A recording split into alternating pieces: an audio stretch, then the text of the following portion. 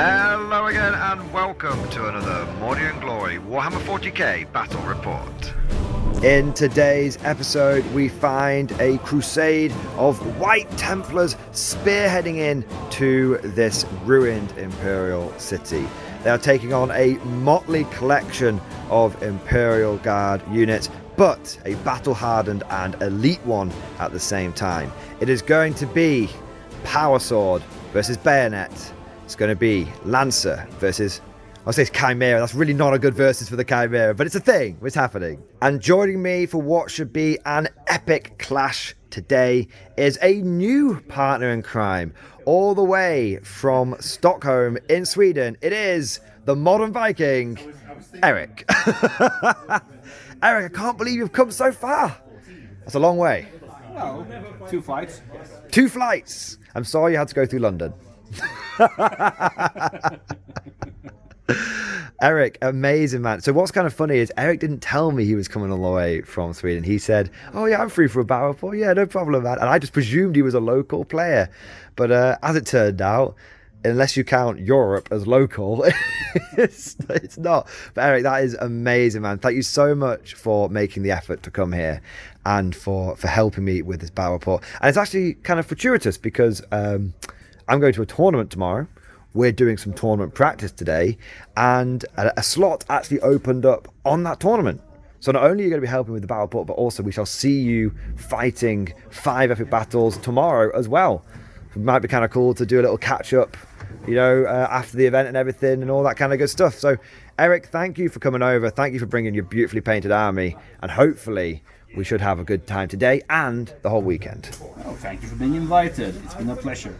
But with all of that said, and with myself thoroughly intimidated by the fact the Viking invasions have restarted in 2024, let's head over to the 2 armies that we're battling it out today.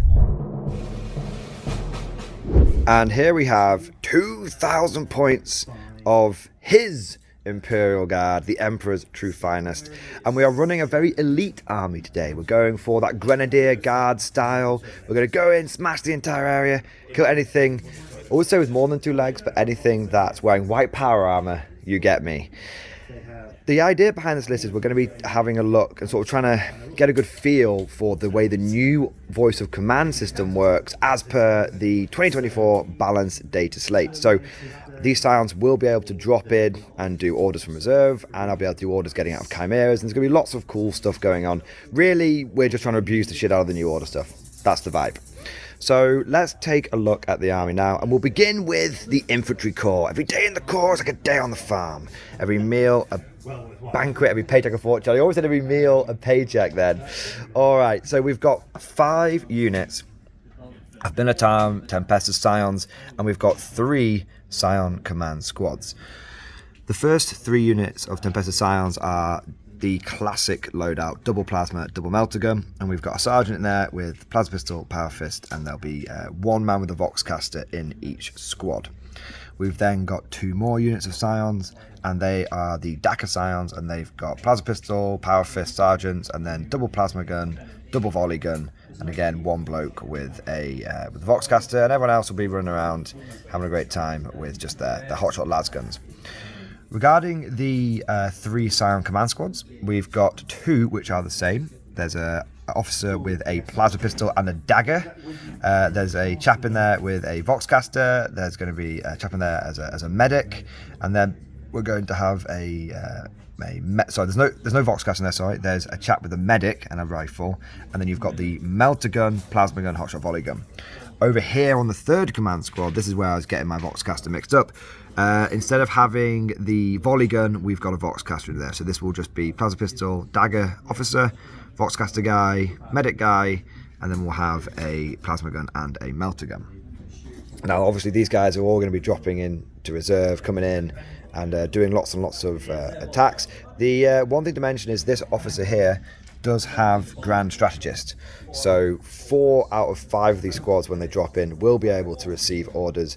And I'm probably going to go for take aim, to be honest. Getting hit on 2s, rolling 1s. It's fantastic. The reason I like take aim is it means that you don't have to go after people that are on objectives, because the Scion Stormtrooper rule says you get reroll 1s all the time. You just get the 4 rerolls if the enemy is on an objective. But if I'm hitting on 2s, whether I'm rerolling 1s or rerolling everything, it really doesn't matter so much.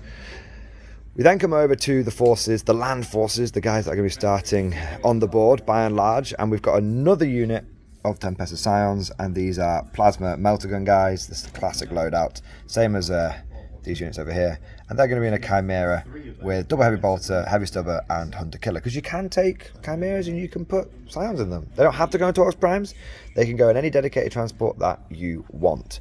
But that does cover all of the Scions. I'm able to take these as battle line today because one of my Scion command squads is my Warlord. We've then got the non-battle line elite troops, and these are going to be 3 squads of Kazakin, and they are all going to be loaded out as Klazakin. That's the double plasma gun, double melter gun, plasma pistol, power sword, and then we've got the hotshot sniper, the Meltman guy, Voxcaster, and there'll be 2. He has so many special weapons in Kazakin. There's going to be 2 basic bozos in these units. Everyone else has got some kind of special gubbin that they're going to be using. And they are also going to be in 3 Chimeras with the heavy bolters and the heavy stubbers and all that good stuff. You may notice that the Chimeras are in 2 different colours. That's not for any reason other than to help me keep track, and also when I'm playing my opponent, for them to be able to keep track of which unit's which. So they know if it's a tan Chimera, there's going to be Kazakin in there. If it's a green Chimera, the Scions are going to be in there. Finally, we get to the support options, and we have got double Basilisk. Never leave home without the double Basilisk. It's going to be firing indirectly, which is going to be very important on this board, as you'll see in a moment, because it's a very, very terrain heavy board. And also they're going to be great for slowing enemy infantry down, because well, if I'm going to be facing off against lots of different opponents in a tournament, don't know who you're going to be going up against, but you can almost guarantee that over the course of 5 games someone's going to bring Terminators, and if I can make those Terminators move at like 2 inches or 3 inches a turn, that's pretty tasty. But no, in general, Basilisks are fantastic, and of course with the Manticore being taken around the back of the chemical sheds and shot, you don't really take the Manticores anymore. You always go for the Basilisks. We've then got our officers, and we've got a platoon command squad, officer, power fist, plasma pistol, master vox, heavy flamer, melter gun, and we've got a plasma gun in there, and then we've got a commissar, and we've got Strachan, and we've got 2 Cadian Castellans, both with their plasma pistols and power fists. And the idea is that Strachan and the Cadian Castellans are going to go round here with these guys. Strachan can't join any of these units, but he can go in those squads. He go in the Chimera with them, and then of course he can, order them around. I could have gone for Creed here. Creed would have been very good. Creed could have joined the unit, but I went for Strachan because at the end of the day he is half decent in close combat. And again, we're playing, knowing this tournament that we're going to this weekend, I know I need a little bit of close combat, just a smidge, because Creed will just get a berserker come through a ruin and chop a head off, where Strachan will be going through the ruin and chopping that berserker's head off. So he's a nice little one-shot missile that I can just launch at people. And that wraps up my list. So we've got 90 infantry, we've got 4 command squads, 4 officers, 4 chimeras, and then we have got 2 basilisks. Don't know how it's going to do. It's not got a huge amount of anti-tank. You might think Melter is good at anti-tank, but it's not, because it caps out at strength 9. But the idea behind this list is to improve upon what happened when I last ran it, and I now know that it's more of a cagey list. It runs around, doing those objectives and sort of only fighting on its terms and carving away little bits of the enemy army at a time. So that's how we're going to be trying to play it. It's going to be more of a tactical game rather than running out there and smashing people in the face. But at least that's what my list is going to do. I cannot speak for Eric because he is running Black Templars, and they do like to do some choppy. So let's go over to the White Templar army list now. And here we have 2,000 points. I would say Black Templars, but they're in this stunning pearly white colour scheme. Eric, you've done an amazing job of painting these boys. Thank you for bringing them down. Where do you want to start in your list? So I will start explaining my vehicles. And I have 2 Lancers. Nice. This one obviously has a melter inside. Well, off camera we were trying to fix it, but this super glue here is super in name only. Indeed. And then we have an Impulsor. the Black Templar style, so it has a multi-melter as well. Nice. And the Rebento Dreadnought with the plasma outfit. Does that get a multi-melter? No, it doesn't, unfortunately not. But it gets some anti-air missiles. That'll do. Yeah. It's close enough. And then we have a Land Raider Redeemer. The Redeemer.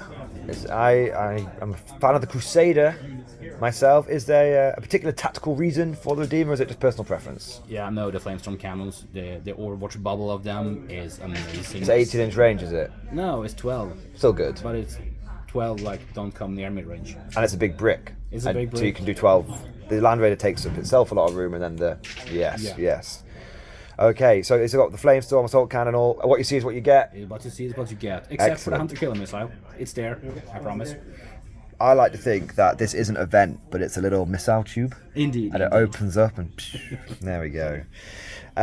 Okay, so you are a bit of a heretic starting with the tank corps over the infantry corps, but as you're not the Emperor's true finest, I can let it go, I suppose. I'll leave the best for last, I say. I love it. Then we go to the infantry. Okay, where do you want to start here?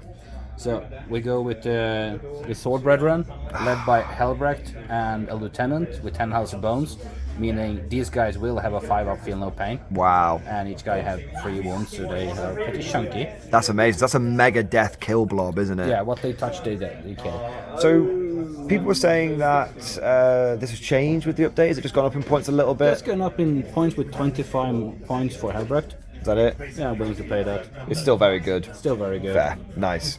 Okay, and these are all what you see, so they've got, if you've got plasma, it's a plasma pistol, if it's a lightning claw, it's a lightning claw. Yeah, they have 4 pyre pistols. Nice. Everything got power weapons except the lightning claws, which is of course lightning claws. Yes. Yeah. And the sergeant has a mastercrafted power weapon, meaning he has a damage 2. Excellent. But this unit can choose to add 1 extra attack per model or 1 damage. Wow, so if it's multi-wound, damage, choppy horde. Indeed. Yeah. Which makes Helbrecht 12 attacks sweeping. Instead of 1 damage, it's 2 damage, 12 attacks. We go do that every time. So it's every time, yeah. Yeah, and lethal hits from this guy. Helbrecht as well makes critical hits on 5-ups for the entire unit. Nice. So it data. Like this guy makes these guys better. These guys make everyone better. Yeah. And this guy makes everyone better. So I need to see. Whenever I run my black side, I just put like 100 Crusaders in. But I need to start getting on these combos. I need to start using my wrinkly brain to try and get some good actual tactics rather than just stat checking people with that. Can you kill 100 Marines? Okay, so we've got the mega kill blob. Where next? And they of course will go in the Land Raider. So they're all going in the big Land Raider. Okay. And then we have Emperor's Champion that joins by 5 Sword Brethren. Okay, cool. And they will go in the Impulsor. Okay, yeah. And we have 2 squads of infiltrators. And they, best of all, they create a 12-inch bubble of you're not allowed to deep strike and coming from reserves. Oh my days, it's got a hard counter me. I'll be alright. I don't need to be in 12 inches to shoot you. All my guns are 24 inch range, so I'll be alright. There we go. And then we have the Inceptors with the assault bolters. Yeah. And there is a good tool to keep around. I guess they also drop in 3 inches they do. if you need to do teleport home and stuff like that. Yeah, they're good for teleport home, and they're good for finding lone ops that try to hide out. Yes, of course, because you can drop them within 3 inches of the lone op. Yeah. Any collector's assassins or callous assassins, I should say. Indeed. You can get rid of them. And that's why I find the assault bolters better than the plasma, because you have more shots, more security, and actually more chance. Yeah. Through 100%. I always prefer reliability over pizzazz, for lack of a better term. For 3 guys, it's 9 shots, and the sustain hits 2. Can't complain. No. Can't complain. And then we've got the last little dooders. The last 5-man scout squad. The neophytes. These are the only neophytes that have survived clearly the very intense training that consists of the rest of the squad. These are the work experience that you've been assigned to the White Templars. Oh God, none of them come back. None of them ever survived training. No, they never do. Okay, so it's a really, really good list. I quite like it. You've obviously got your anti-tank, you've got your mobility, you've got your anti-Death Star as well as being your own Death Star, and you've got lots of tactical flexibility as well. So I suppose suppose with both lists covered, there's only one thing to do. Let's head over to the field of battle after deployment. So here we have the field of battle after deployment. Starting off with the Templars, we have a Lancer and a unit of 5 infiltrators anchoring down this flank, making it very difficult for me to deep strike down. And there is a cheeky infiltrator down there as well, guys. We've then, in the center, we have a phalanx with a Land Raider chock full of Storm Brethren, supported by the, I want to say Rhino. It's not Rhino, it's a Redemptor. My God, if that was if rhinos were like that these days, then power creep really has gone. No, I was literally talking about the Dreadnought. I'm just an idiot. That is the Impulsor, absolutely. And this is covering what will be, from my perspective, the left flank. And you've got a Repulsor, and that's got the Emperor Champion, the mini blob, and then the another Lancer. And of course, you've got some anti-deep strike stuff going on down there. Coming over to the Guard, we have an armoured 5th platoon, 2 squads of Kazakin with Castellans in there. And then we've got our HQ, which is our artillery, a spare squad of Scions, and a platoon command squad. I didn't actually I would normally put the Scions and platoon command squad in reserve, but considering how much infiltrate, denial, infiltrators, anti-deep strike you've got in your list, I figured I'm just going to start getting traffic jammed. Might as well have a few extra bodies on the board. Also, in case you go first and you come bum rushing at me, I want a few more bodies on the table to try and hold you back. And then finally, we've got on the left flank, from my perspective, the Strachan Mobile with the unit of Kazkin and the Commissar leading the unit of Scions in their green Chimera. Let's not forget there are some scouty boys here as well. Now, in terms of the mission, we are doing supply drop today. We've rolled off to see which objectives are disappearing and which one's going to stick around to the end. This objective over here is going away turn 4. This objective over here is going away turn 5, and this is the one that's going to stick around. That's actually quite a good one for me, as you can see. It's quite open, so I will be able to shoot in there and hopefully kill any Templars that try and stumble onto that objective. In terms of the twist, it's just Chilling Rain, and in terms of the terrain, now we've tried to set this up as best as we can using the tournament map for the tournament that we're going to be both going to tomorrow now, which is cool, and. But obviously we are using GW terrain, and that doesn't quite match the WTC style terrain we'll be playing on. So we have approximated this as best as we can. So you'll see here, for example, we've got a ruin and the sandbags over here. That is all the ruin. The sandbags are just extending the footprint of it to try and match the appropriate terrain. Likewise, you'll see that over here. And then you see over here, the sandbag wall there, that's actually connected to that one, and it is forming a big L-shaped ruin there. So just thought we'd point that out in case you're wondering why I've got a Chimera that looks like it's very much out in the open. It's not, for all intents and purposes. That is hidden behind an L-shaped ruin. Same here, all that kind of good stuff. So that is all of the mission. That's the deployment. That's the terrain. I guess there's only one thing left to do, and that's find out who's going to go first. And Eric, as my guest, would you like to roll the dice first? Strong three. We're going to go for a Commissar dice. Let's see if we can beat a 3. No. I told you I never go first. Anyone who's watched the tournament reports will tell you I never go first.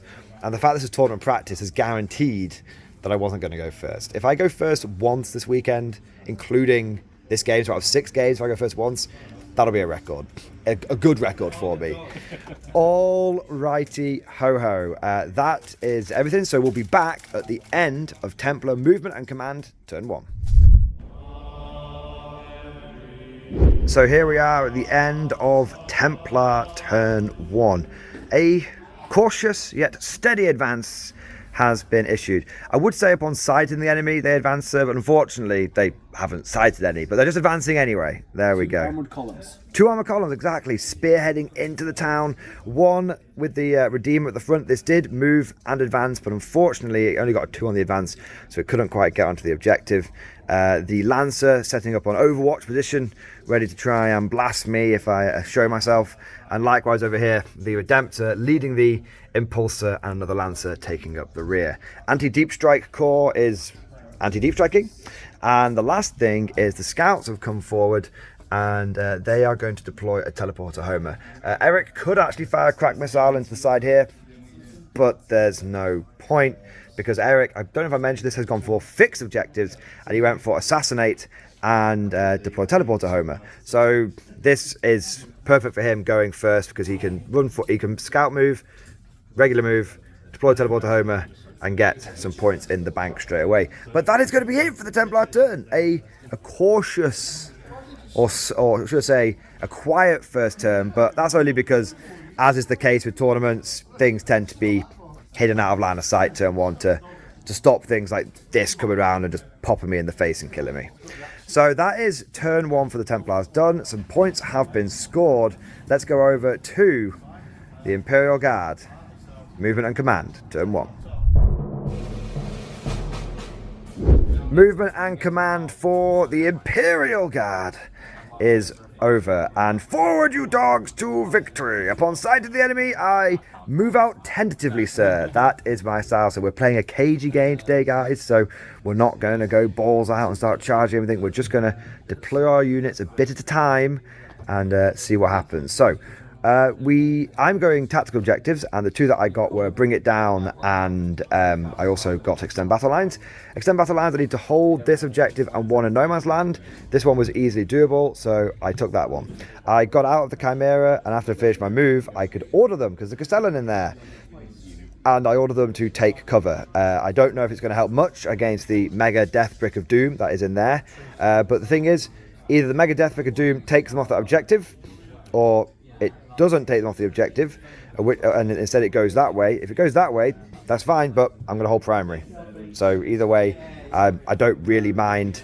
And I've got a lot of my stuff here is, like, if the Chimera dies, it's fine, because the infantry inside will just spill out, and then I'll be able to shoot what are still essentially Marines in the face. And then over here, I stay still with most stuff. All I did is bring a unit out here to destroy these scouts. There was not really much tactical need to destroy the scouts, but I don't want them sitting there just doing teleporter Homer constantly. I would rather force Eric to bring his jumpy dudes down around there, and then they'll deploy teleporter Homer. If I don't do that, he'll just keep them off the board and just get free teleporter until I decide to deal with them. So might as well lose one of my units, but force Eric to try and commit one of his. That's all of my movement. Shooting is going to be straightforward. I've got the Basilisks and I've got the Scion squad over there. We'll start off with that Scion squad, and they are going to shoot everything into this unit of scouts over here. Now we've gone for take aim because either the Commissars Leland Strachan has jumped out and he's just tucked into, you probably can't see, he's just tucked into that corner there. But because he got out after them, he could order them to take aim. So we've got a couple of plasma guns hitting on 2 rolling ones. Are you going for? We've both got 2 CP. Yes. You're armed contempt then. Okay, so this will be. Take cover. You're spending what to take? Oh, for the 6 of invuln. Okay. No, they also get cover. So they're on 2 up save. They're on a 3 up save. 3 up save. Okay. Oh no, they're not 2 up save. Correct. Because armor contempt. Yeah, well, 3 up. And then a cover. Yeah. They're on 4 at base because they're scouts, and then they'll be on a 3 up because of cover, but then they'll be ignoring 1 AP. So they're on a 3 up base but ignoring 1 AP. So we've got the 2 melter guns, we've got 2 hits, and then we've got the 2 melter guns, we've got 2 wounds. So these will be 2 6 up invulnerable saves for you, because that's what take cover gives you. Nope, I'm not in melter range, so the first one kills a guy, second one kills a guy. So 2 have gone down. We've then got the 2 plasma guns in there, hitting on 2 rolling ones. Rolling ones. So they all hit. Wounding on 2s. All wound. So this will be, I think it would be -2 in total. So it'll be on a 5 up save. Yeah. Because of armor contempt. You overcharge them? Always. Yeah. Always. Overcharge. So yeah, 5 ups, 2 damage each. Should it be a 4 up? So it's -3. No, it's 5 up. 5 up. Yeah. I mean, just forgot to have a 4 up at base. Yeah. Nope. So that will be all of those scouts dead. But of course, I have my hazardous checks to take. Feel no pain. You got feel no pain on them? The whole army of feel no pain 6. Of course you do. You are righteous crusaders, of course. So it'll be 2 damage a pop. So first guy is dead. Second guy is dead. Third guy Ah, it's dead. Eric, I told you they were dead. It's my game. I said they were dead. It was a valiant effort. Of course, if they stay alive, it's just free victory points, so it's good. I still have a hazardous check to take, so I've got 2 hazardous checks on the plasma gun guys, and then I would have overcharged the plasma pistol on the sergeant. Survived, but I wouldn't overcharge the plasma pistol on the commissar. That's the only exception to the always overcharge rule. So that's over there. So then we've just got the basilisks. I'm going to basil you. I'm not going to call them basilisks. People get really upset with me in the comments. I've got basilisks, and I'm going to basil you. I'm going to go for some infiltrators. Now, which infiltrators do I go for? I'm going to go for these ones because there's less. The reason I'm going for these ones, for the viewers' knowledge, is there's less flexible units over here. You've got this unit, and then you have got the infantry in here, and you've got and the land raider, and you've got this. So if I take these guys out, there is not much that really wants to come back here and screen it. Whereas if I take those ones out, you've got impulsors, you've got a little 5-man squad that you might not be too bothered to push me back for a turn or two, because by turn 3 I have to be in. So going over here, I think, creates a bit of a conundrum. So we're going to go for the first basilisk. You've got no CP now, so we'll just roll the number of shots. The big 6. Here we go, boys. Here we go. I'm only hitting on 4s. 1 auto wound, 3 misses, and 5 regular hits. Now we're wounding on 2s because you're toughness 4 and I'm strength 8. There's the customary couple of 1s. So that'll be 4 wounds. Now in total, this will be AP minus 1. So you'll be on a 4-up save. 3 will go through. Keep on this, please. You want like this? I'll pay for your next flight over. Feel no pain. 1 down. Feel no pain. 2 down. You owed 1. Come on. Apparently not. Yeah. Apparently not. So that's 3 down. Oh, sorry. I don't mean to alarm you. I had 1 more shot for blast. It's a 5-man squad there. The dice gods don't like backsies. There we are. Now, do I go for Fields of Fire? The extra AP? No, I'm not going to go for Fields of Fire. I'm going to keep my CP in case I'm on 2. I need CP for whatchamacallit, a reroll on the dice, and I need a CP, 2 CP for reinforcements. So yeah, so number of shots 5. So I'm just gonna have that will be 5 plus 3. Vasis, no blast this time. Hit on 4s. Miss. 1 auto wound. Of course. 2 4-up saves. Oh, listen. I got the 6 coming. Come on. Not yet. Come on. Yes! That's such a big deal. That's such a big deal. You, sir, were very unlucky then. Out of a total of 20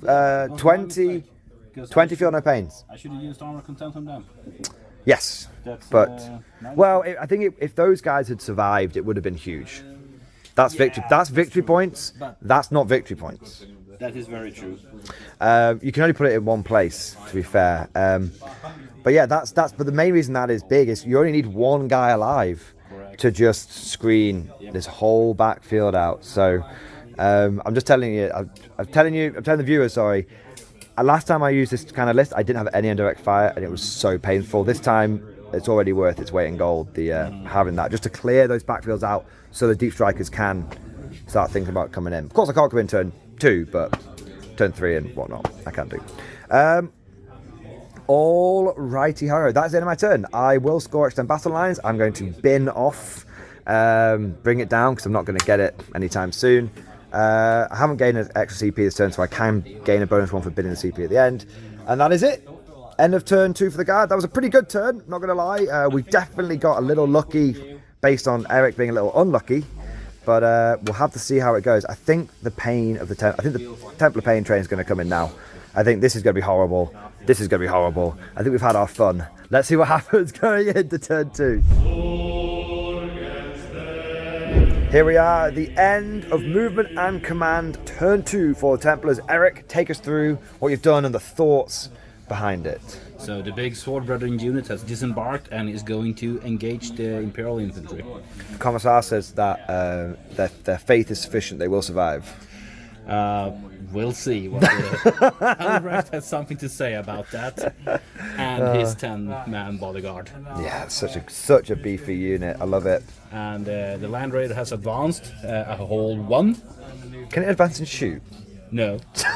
But it doesn't really have a viable Your target. dice are going to turn round like battle round 2, battle round 3. And I do all the 1s and all the shitty dice get at it, the beginning. Just get it out of the way. Yeah. Yeah, I love it.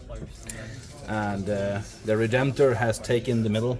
Yes. And will hold it. Of And it course. will also fry the squad. Over Yes, there. naturally. The Impulsor will help out with that one because it's pretty good anti-infantry with the frag blasters. It's got the frag, and how if you multi-melter a tank or multi-melter an infantryman, it's still going to die. Yeah, Yeah. it's still gonna die.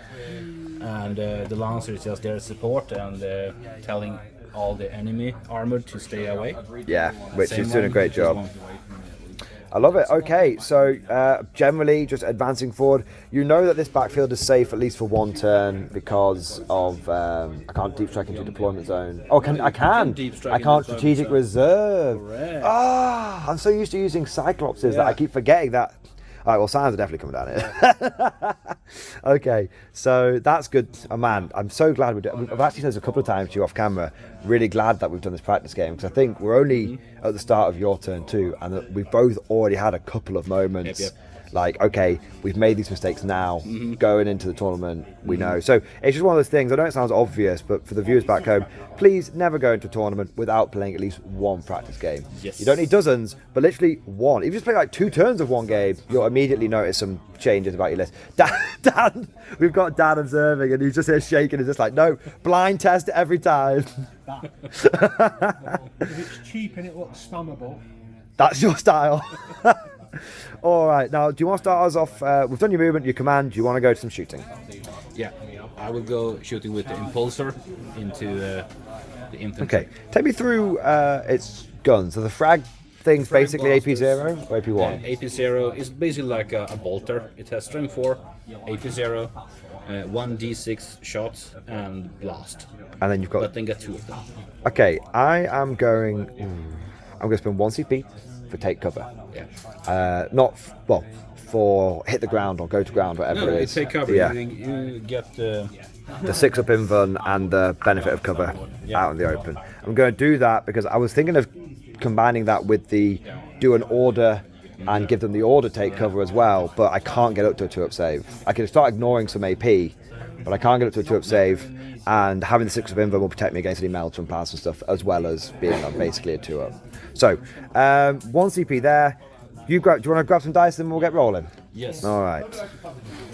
Can I borrow yours? Yes, of course. I have to go around the table. Yes. You can touch them and you can curse them with your terrible luck. So what are we shooting first? We are shooting the frag blasters and the multi-melta from Okay. the Impulsor. Okay. Frag blasters, amount of shots. Ooh, And that's it's plus tasty. 2 each. So Yes. it's 10, so it's 14. 4.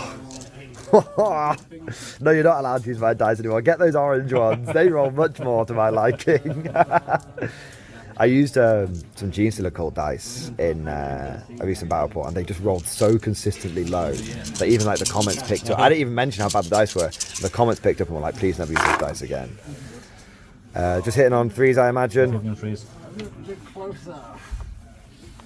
Actually, I forgot the Elf Moment because I didn't think. Do you want to do it now? It's not. Is it? Nah, I feel like. Do you only have one? You only have. No, it's okay. You've only got 1 legitimate shooting target. Yeah. Go for it.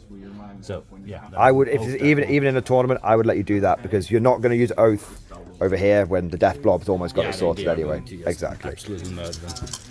We can do it on practice, but we can also, be goddamn human beings and treat each other accordingly.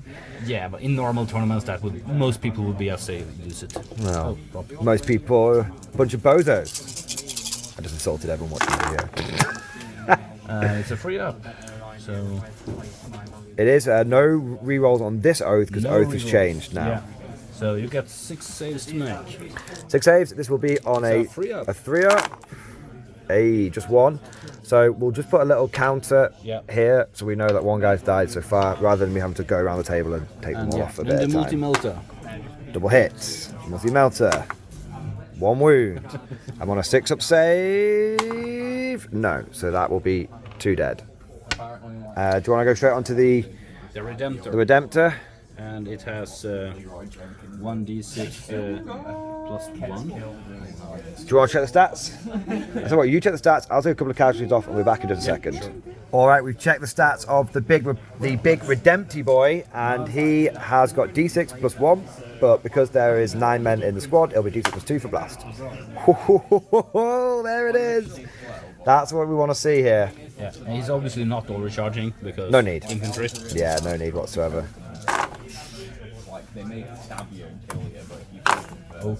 Nice, drop 1. 2's the wound. No, these are the wounds. No, that was the hit, wasn't it? Oh, maybe my mistake. We have it on film, so we can actually. Well, shall we check just in case? No. I think it is. Yeah. Because I rolled again, so just my mistake. All wounds. All wound. I think You are absolutely correct. got to watch these tournament players, boys. They're always trying to sneak stuff past you. So these are 6 up invulnerable saves for me. Stop 1. That's a cocked dice. Stop 1. So I will take 6 more casualties, which will leave 2 left in the squad plus the commissar. Then we have the anti-air missiles left. Might as well do all that now. We know there's 2 in the commissar. But there's no blast on this one. There's no blast. Okay. So how many? D3. So 2. 2. Are these hitting on 3 plus. 3s? Yeah. I think in previous editions they hit badly if it wasn't a ground target, Yeah. but that's not a thing anymore. Both hit. Perfect. Wound, both wound. Cool. Strength 8. AP. AP 1. So 4 up. Save both. Nice. Still 2 left. Done. Is that all you're shooting over there? That's all the shooting. We'll do their shooting off camera because it's just going to be a bunch of pistols and stuff.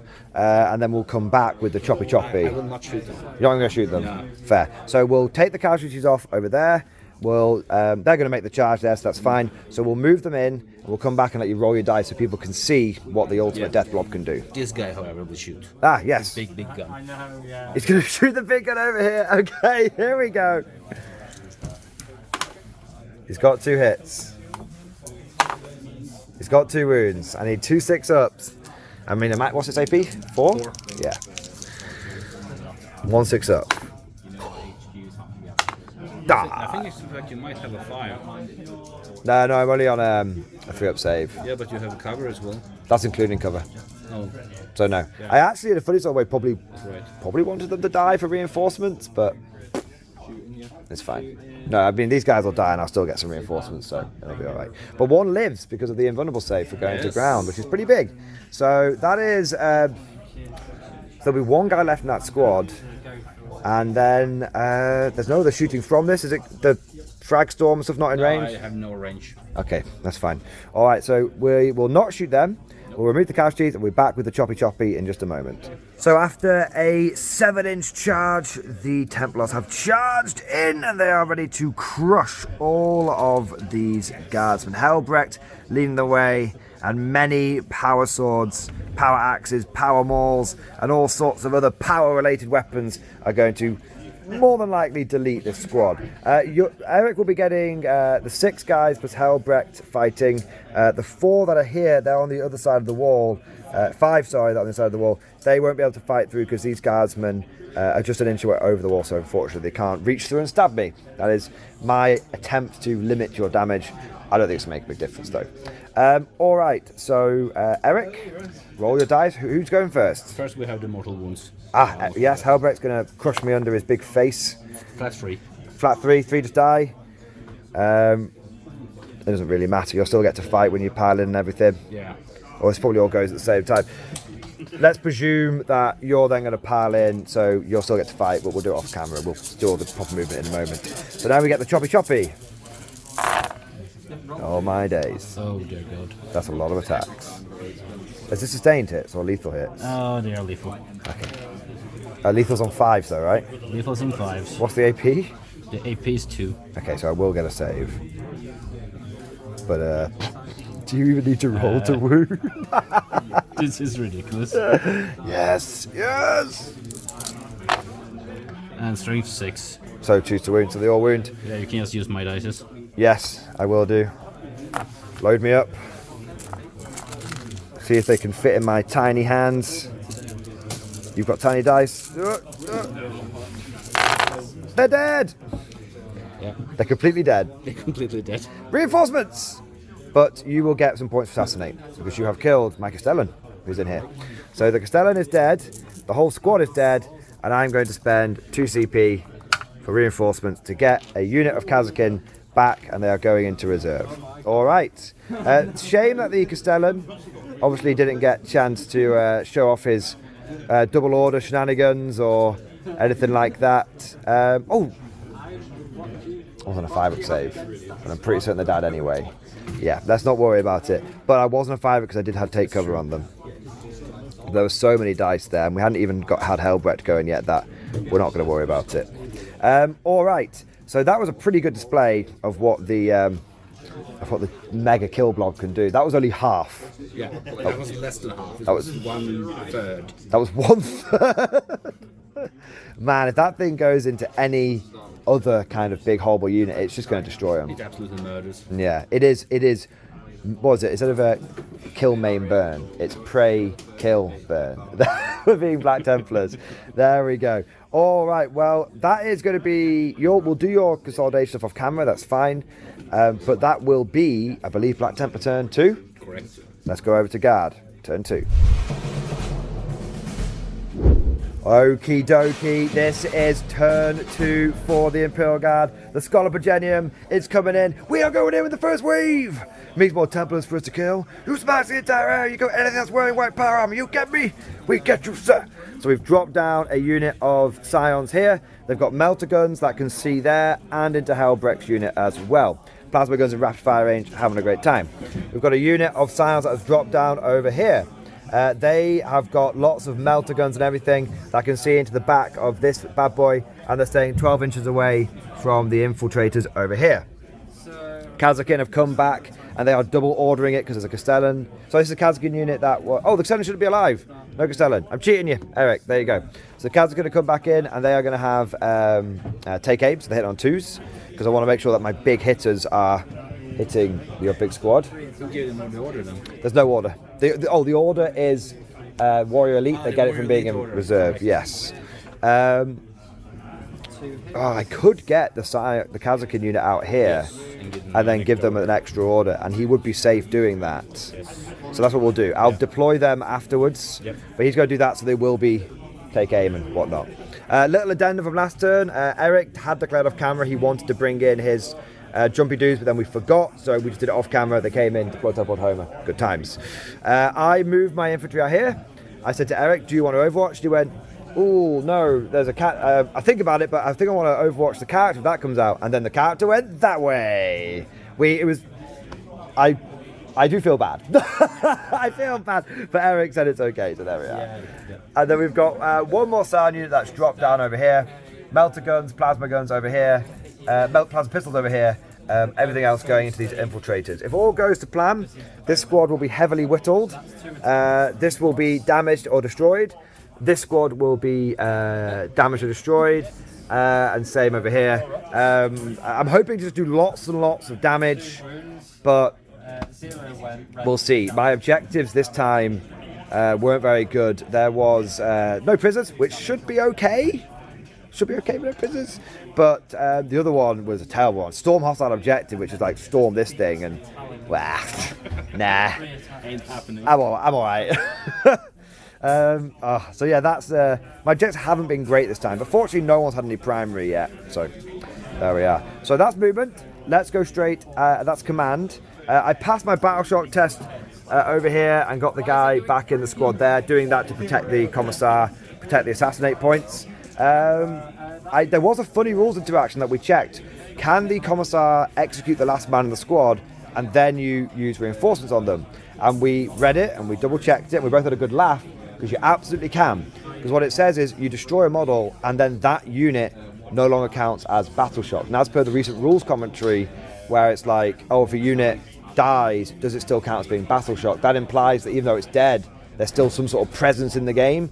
So the unit would die, it would no longer be battle shocked, and then it would be able to use reinforcements. That's how we see it. It's not come up, but it's kind of funny that it could have happened. Like, the Commissarius turns around to the last time, it's like, get back in reserve, and just blows his head off. But let us know what you think down in the comment section. Is that a bit cheesy, or is that rules as written all right? Speaking of all that kind of good stuff, let's go into the shooting. Like I said, we'll do this all sort of stuff off camera, them jumping out. Where do we want to start? We're going to have to start with that unit over there, and they're going to put their... they've got first rank fire, second rank fire on them from Deep Strike.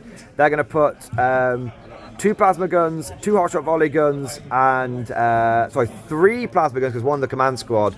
3 plasma guns, 3 hotshot volley guns, and 2 hotshot rifles into that squad. They can just see that dude on the end there, and then they're going to put just 2 I think it's 2 melter guns. Might be 1 melter gun. 1 melter gun and 2 plasma pistols into this thing over here. So let's grab some dice. I've used them all to mark out the areas. Yes. Shouldn't be able to make it. I could no, because I've got a melter gun, a plasma gun, and a hotshot volley gun in the command squad, and the Scion squad has got volley guns and plasma. So we're going to go for the plasma first. Now normally I would only have 3 shots, but because I have first rank fire, second rank fire, I will have 6 shots. I'll be hitting on 3s, and I'll be re-rolling 1s, and I'll be overcharged. So 1 failure, 1 re-roll. Now because there's a Scion leader in there, that will be a sustained hit. So the failure is going to go back in. And then we're going to be wounding on 2s. And that will be... Strength 8 is toughness. Oh, yeah, I thought you shot the gladiator. No. All the plasma and the volley going into your... The gladiators just getting the shit that can't hit the infiltrators. That's the wounds. Now, I should have given you an opportunity to declare armor of contempt and stuff like that. Do you want to do that here, or do you want to save it for here? No, I will use armor contempt over there. Use armor contempt over there. So, you will get the benefit of cover, and you will get armor contempt. This is AP -3. So you're actually going to be on a 4-up save. 4-up save. 6 ones, right? 6 of them, yeah. It's not ideal. That's going to be 4 go through. Now these obviously are 2 damage each. So and feel no pain. So feel no pain. Not yet. Not yet. Not yet. Not yet. Still. 4 guys. Still not. Oh my god. 1 guy. It's not ideal. So you've got 3 volley guns here, and they get 3 extra shots for the first rank fire, second rank fire. Hitting on 3s, rerolling 1s. There's 3 2s in there, and this is why off camera I said I normally always go for take aim, because of your infiltrators. There is 1 sustained hit in there though, at least. Wounding on 4s. So this will be 4 wounds. 4 wounds are essentially no AP, because, yeah. So you take a wound. And you take a wound. And then I've got 2 rifles that can see you. Oh my god. Reroll them. Well, technically still 2 hits because of the sustained hits. Looking for 5s. No. So there's 1 guy left on a wound. And then we've got a melter gun into the gladiator. Hits. There's a wound. 2 plasma pistols. 1 overcharged. Misses. And then 1 not overcharged. Hits. Doesn't wound. That's why I don't put too much faith in my anti-tank capabilities. So that was that blob over there. We'll remove those models and we'll be back in just a second. To try and finish off that last infiltrator, we're going to put a basilisk into him. Main gun range. 6 shots. Now I had to shoot the Scions first, because otherwise they wouldn't have been able to see. So 1 auto hit, 1 regular hit, and 2 wounds. Now these are AP -2, but you have the benefit of cover and armor of contempt. 1's going to go through. Do you want to CP reroll it, or feel no pain it? Feel no pain. So that guy is dead. He's dead. He's dead. So I'm whittling away all your little stuff. I'm whittling. This is what I like to do. I like to drop in, just carve a section away, like scalpel, to slicing meat, like a meat slicer. That's what I'm going to call it. The ham. It is now. This list is now dubbed the ham slicer. That's what. It's so stupid. Okay, but now I'm going to shoot this unit. It's going to put everything into over here. So we're going to have. This does have 3 melter guns. Sitting on 2s, rolling 1s, sustained hits. So it hasn't got sustained hits, but it got 3 hits.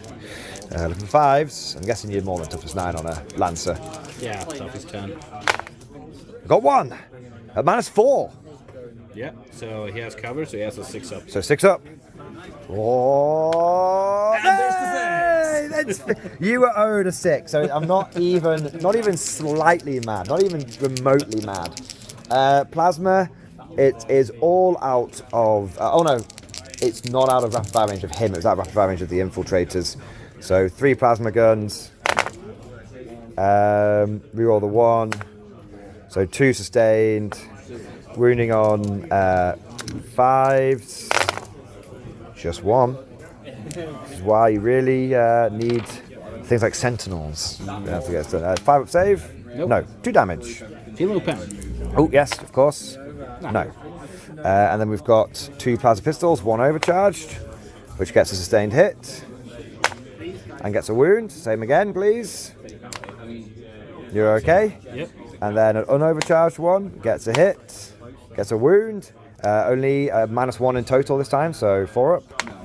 And there you go. There, see, we said it would turn around. There's a whole bunch of crappy las guns. We're not going to worry about them. We'll do them off camera because I'm not even sure how many are in range. Over here, you can't take Helbeck off, and that's where everyone's going to shoot into. So we're going to drop the Basilisk on you first. No, I've got a plan. We're going to shoot you with the.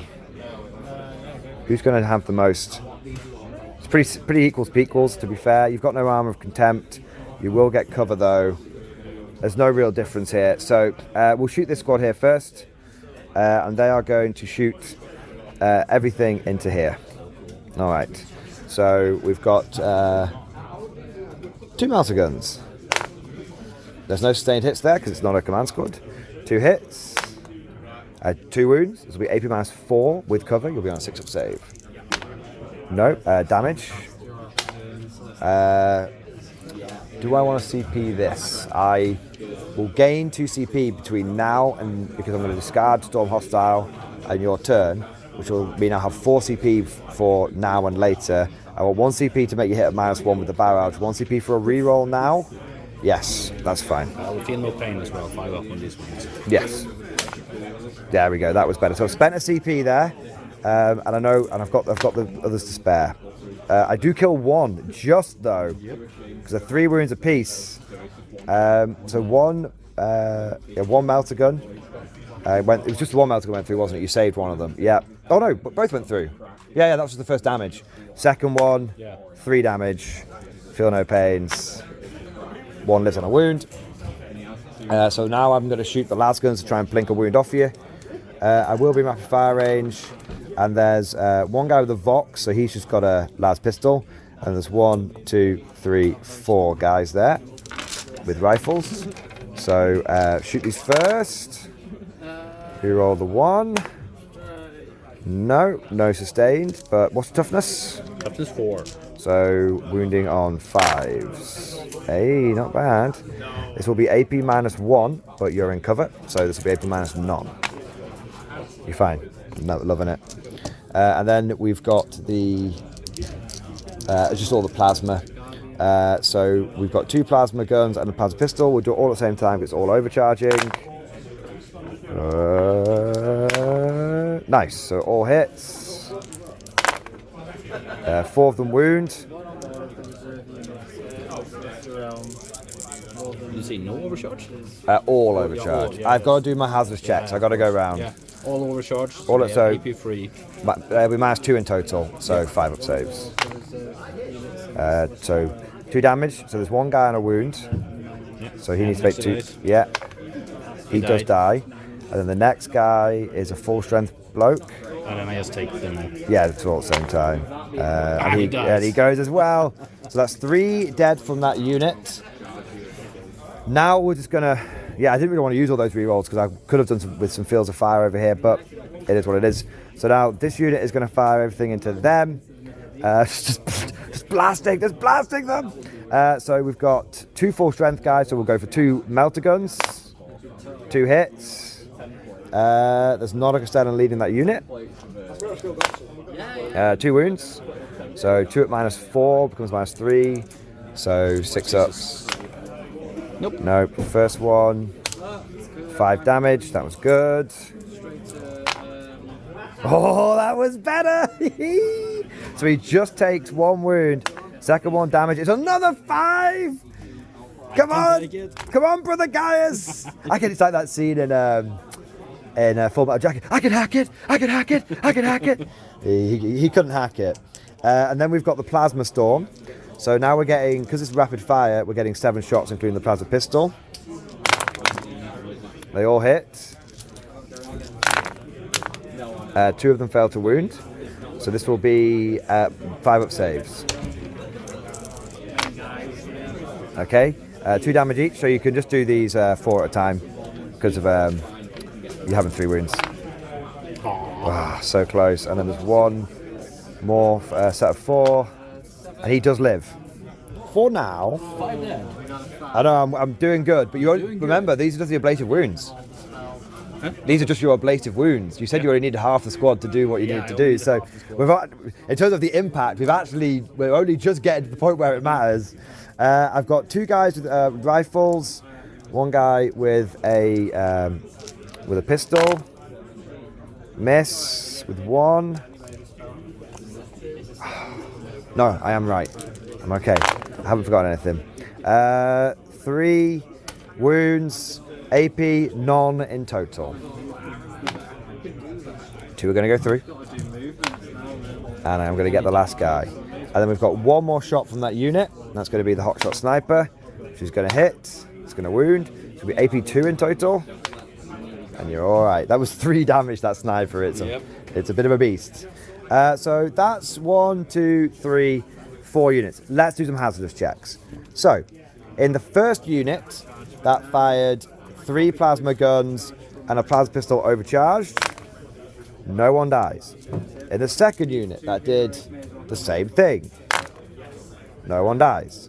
In the third unit, where we had 3 plasma guns and a plasma pistol, no one dies. They trade them good in the Scholar. The Scholar. And then we've got the Kazakin. Now, these weren't traded in the Scholar. So, will they be as good? They are. They don't need no fancy training. They earned it on the battlefield.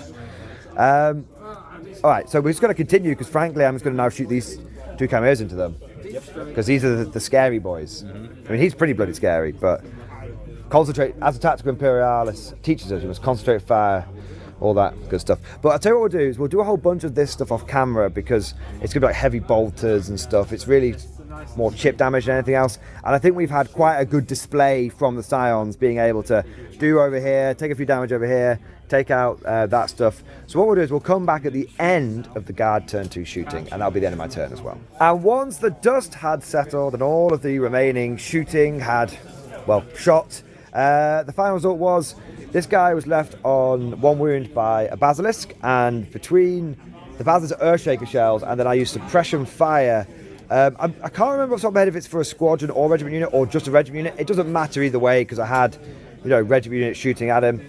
But I definitely have the CP to make them -1 to hit as well. So these guys are just not having a good time. They're not moving, they're not hitting, they're just not happy.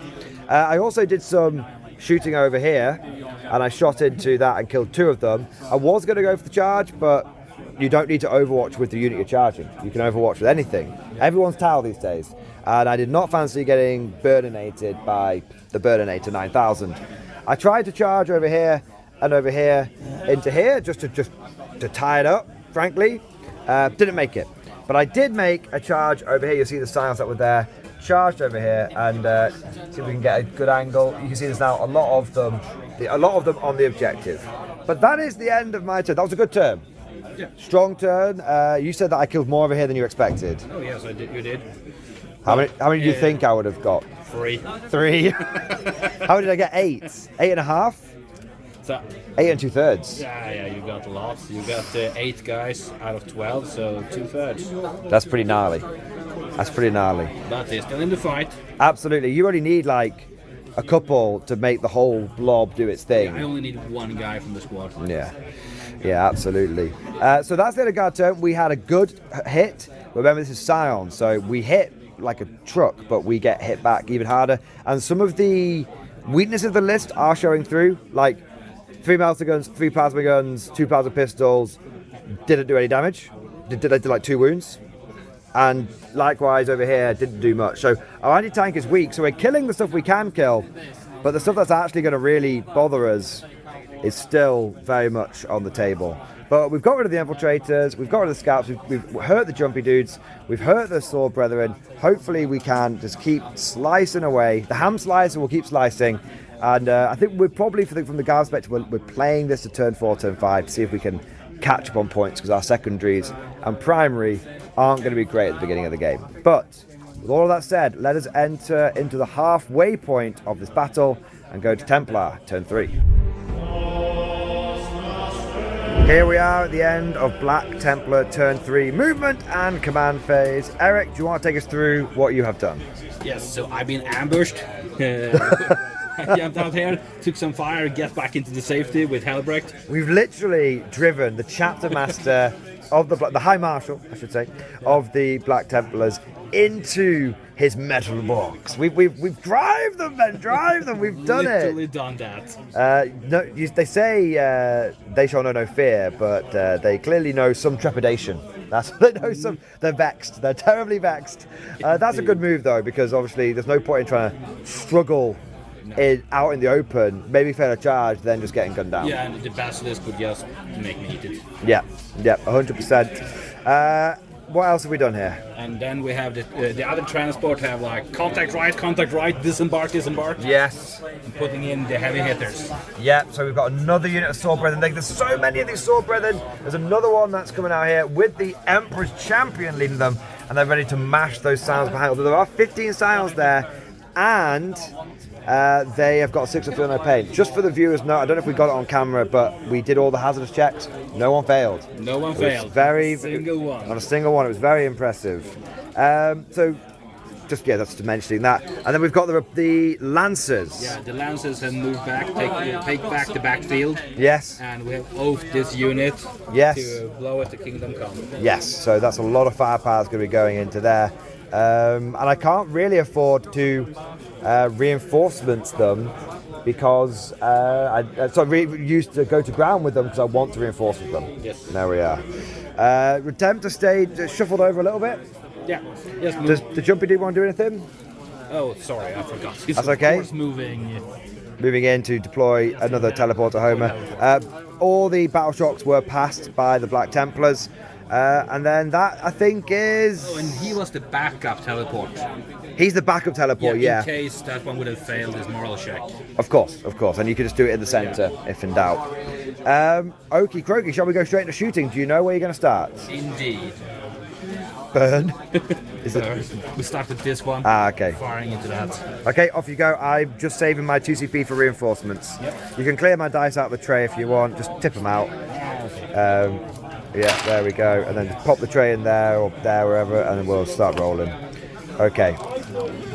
And we take the flamer first. The wrist flamer under here. 2 crispy shots. 2 crispy wounds. AP 1. Ignore cover. 5 up. Save. 1 goes through. 1 crispy scion. And then the plasma cannon, which is blast. So it's D6 plus 2 at the time of shooting. Plus 2 for blast and plus 1 for... So that'll be a big old 9er. It's gonna be quite hot. Oh, and you oathed this squad just for the viewers' reference. There we are. So hit on 3s. Not too shabby. Winning on 2s. Killing on 2s. Oh, that's triple 1. 4 more sounds go. That will be... you have a 6-up cover save, I believe. Nah, man, you can just see me. Okay, I am very... Fair enough. I am... it would be very cheeky to try and claim a 6-up cover there. That's those 5 scions dead there. In total? Yep. The anti-air rockets? The anti-air rockets are how many? They are 1. A big old 1. And it hits. It is a hit. And wounds. Wounds. AP 1, I believe. That will be a guy gone. Volley gunner is volley goner. There we are. Yeah. So these ones will fire Oh, the Jesus assault Christ. cannon and the storm bolter into the leftovers, Yeah. and the rest goes into this. The flamer over here. Okie croaky. What do you want to shoot first? We go with the assault cannon first. Right.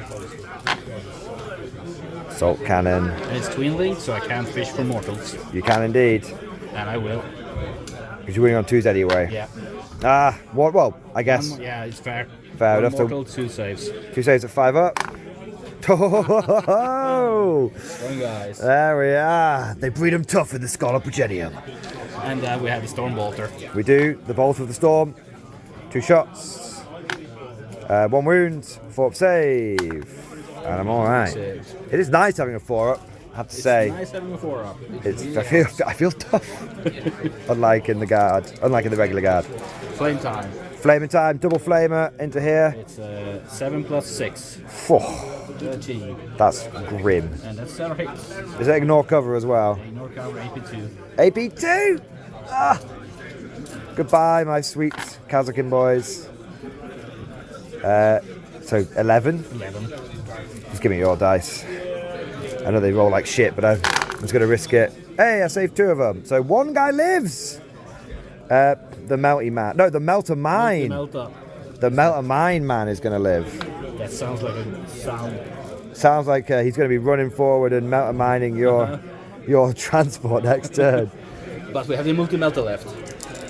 Oh, you got a multi-melt. Your Melter. 1 hit. 1 hit. 1 wound. He's dead. Oh yeah, it's true. Big rip. He's goners. I will reinforcement them, of course. Yep. So I'll get you a Kazakin back. There we are. That is my CP. Gone. Where else? Then we start out with these guys because Yeah. this one exactly has range to the forward one. Okay, let's do it. Frag blasters. Frag blasters. So it's 3, but it's plus 3 each. because Yes, you're 15. so 9 in total. 9 in total. These guys are dead as well, so we shall put them over here whilst you gather your thoughts and dice. And these guys are oathed, and we need it.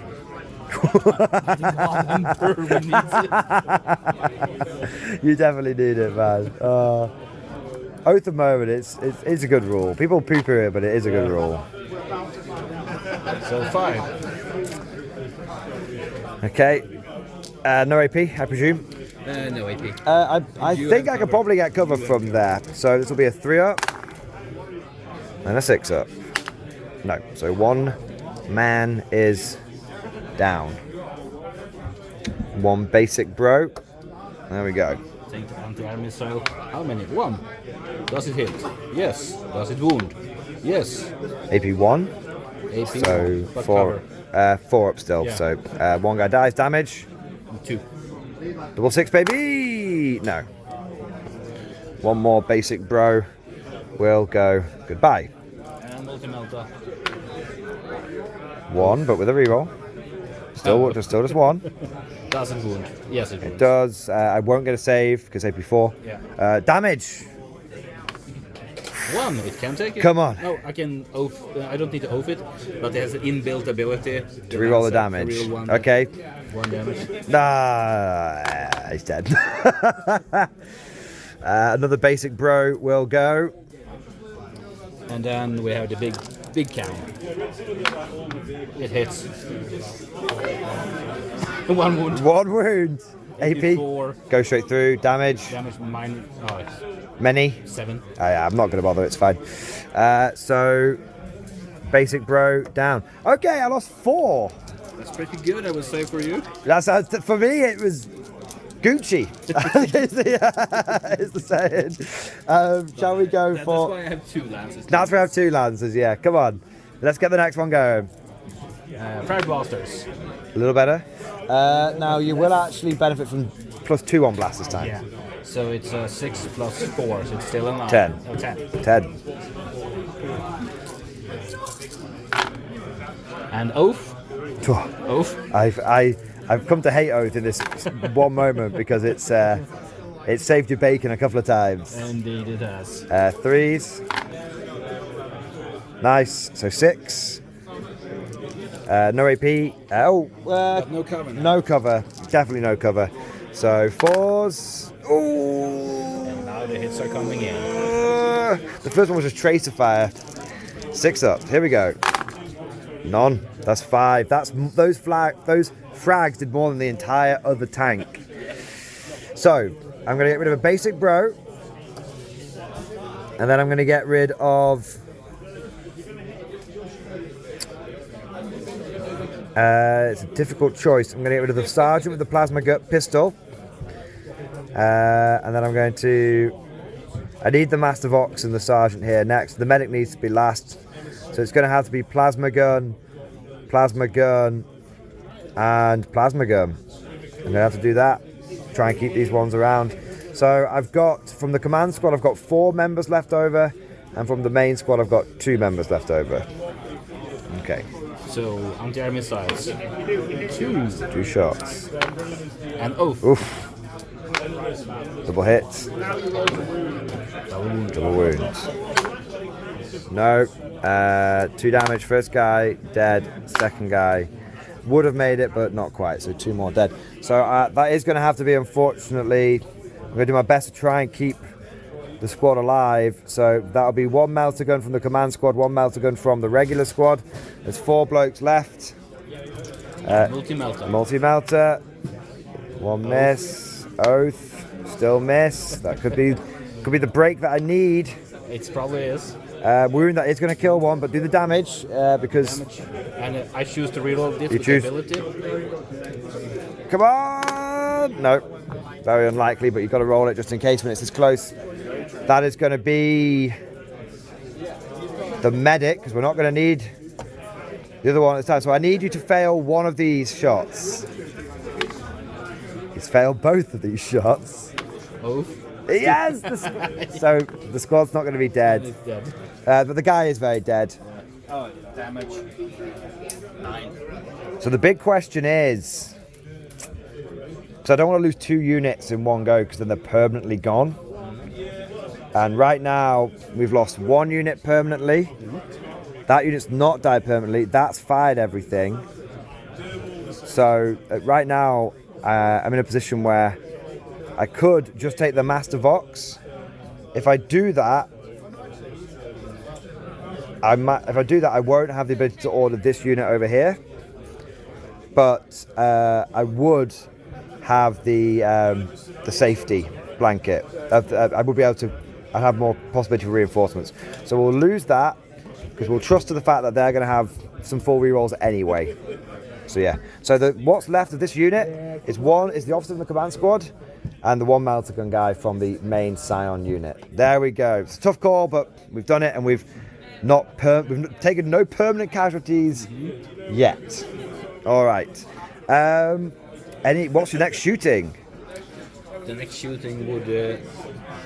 Is it just little bits? Is it just going to be like that guy? That one is the deploying teleport, but the squad over there had 1 guy with a combi bolter. Okay, we might as well do it, to be fair. 1 hit. No room. Okay, so then is it straight into charges? Then it charges. Where do you want to charge? Well, these guys, of course, Yes. they are going to charge in there. Is there any other charges, just out of curiosity? Yeah, this guy. It's going to charge. These guys. Okay, cool. Well, which one do you want to do first?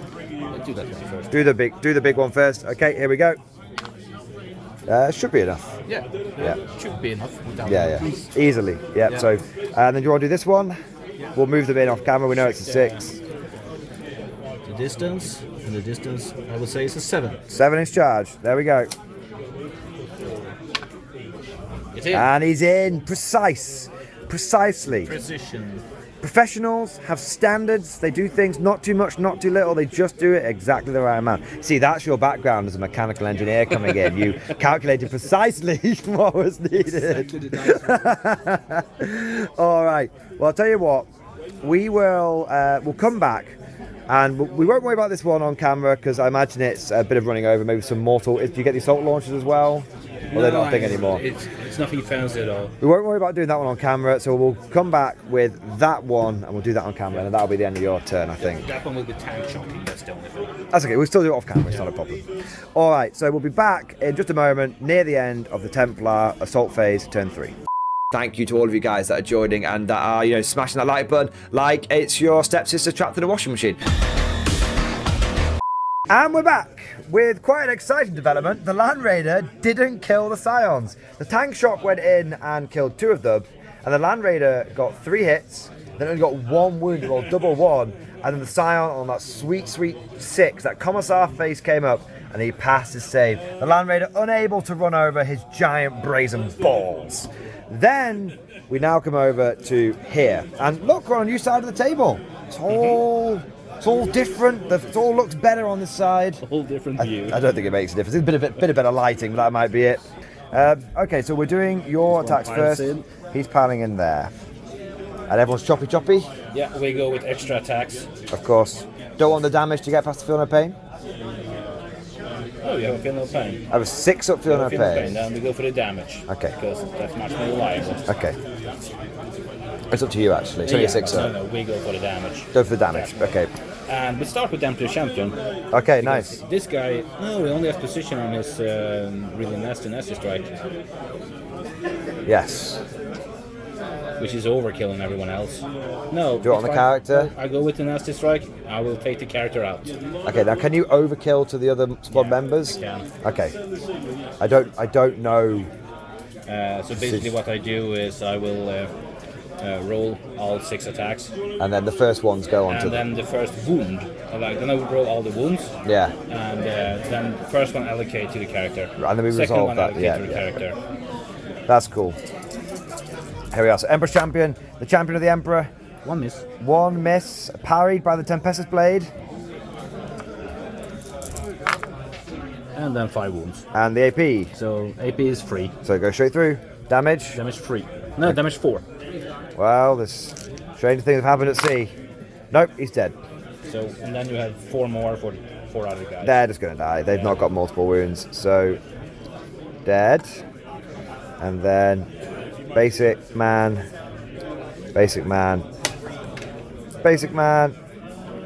And basic bro. So, the officer has been slain. The commander skewered on the end of the black sword of the Emperor's Champion. Okay. Then we have 2 normal swords. 2 normal power swords. Okay. No oath here, though, I imagine. No oath. Are they on 3s? And wounding on 3s. 5. Yeah. AP. AP 2. So it'll be 6 ups. Yep. Was that 5? 5. 6 ups first. No. Damage each. Reroll the successful one. Hey, one guy does make it. So 4 more will die. Yeah, that's for those of you back home, little trick. If you're rolling feel no pains for multiple damage, you just roll for how many wounds went through, and then any successful ones you re-roll. If it's 2 damage, you roll them once, and if somehow you make it again, you re-roll it again to represent like 3 damage, 4 damage, so on and so forth. But it only works on 1 wound models. Yes, absolutely. Only works on 1 wound models. All right, so that's the first lot gone down there. Then we have the gun with the claws.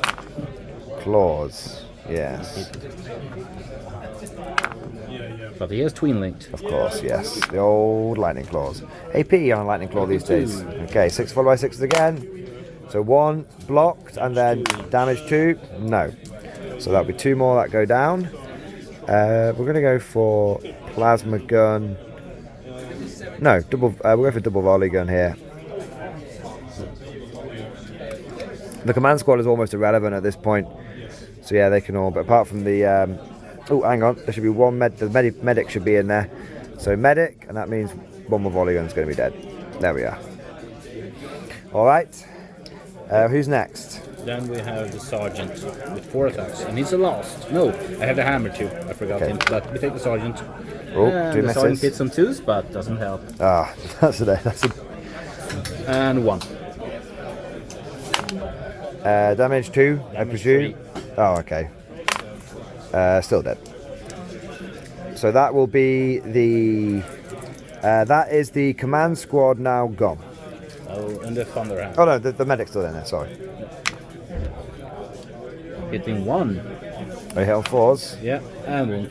AP2 on a Thunderhammer these days? 82. No. Damage. Yeah, it's fine. It's gone. Dead as a doornail. So we're going to get rid of the melter gun.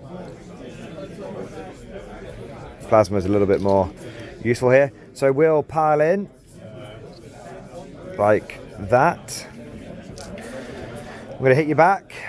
So you have to pile against these because you can. Pile into there. Yeah. It doesn't really matter for me. It doesn't matter, but no, we'll do it. We shall do it. So you guys can see how you do. Yes, we'll do it correctly. We are after all trying our best. We're having some back season stuff. We're of course trying to do the tournament practice as well, just because good to learn. So Sergeant with Power Fist, you're on an objective, so he's going to get rerolls. They all hit. Winning you on 3s. Naturally, he's rolled a couple of failures there. AP -2. 2 damage. 2 goes in. Because they do not have fire up. It's on the other squad. That's what I wanted to check. And then we've got the regular Scions. Full rerolls because you're on an objective. Didn't make any difference. And then we're looking for 1 wound. That's all we need. 3 up save. And then a 6 up. Die. Yes, we got one. Nice. And you didn't get the whole squad as well, which is pretty useful. Take this guy. Whichever you prefer, yeah. All right, that's pretty tasty. Not gonna lie, that was definitely. I thought I was going to lose the whole squad there. I've managed via chicanery and shenanigans to only lose 1 full squad. But it's a little disingenuous saying that because I have lost, obviously, the majority of that squad. There's only 1 bloke in that squad, and there's only like 1 or 2 blokes in that squad over there. So I have actually, I'm way lower down than that statement of I've only lost 1 squad mate first appear. But that was a really good turn for the Templars. Definitely hitting back hard, doing what they need to do. I think you're in a very commanding position. I'm hoping that between my reinforcements and my last unit of science to drop down, I might be able to do some stuff turn 3, and then turn 4, turn 5. Let's see what the points bring forward. But we shall see going into the guard, turn 3. Turn 3 for his Imperial Guard. It's getting a bit dicey, to say the least. We are continuing to swirl all around the Templars, but like a mighty bulwark, they are withstanding our plasma and our melter storm. In terms of permanent casualties, it really isn't that different.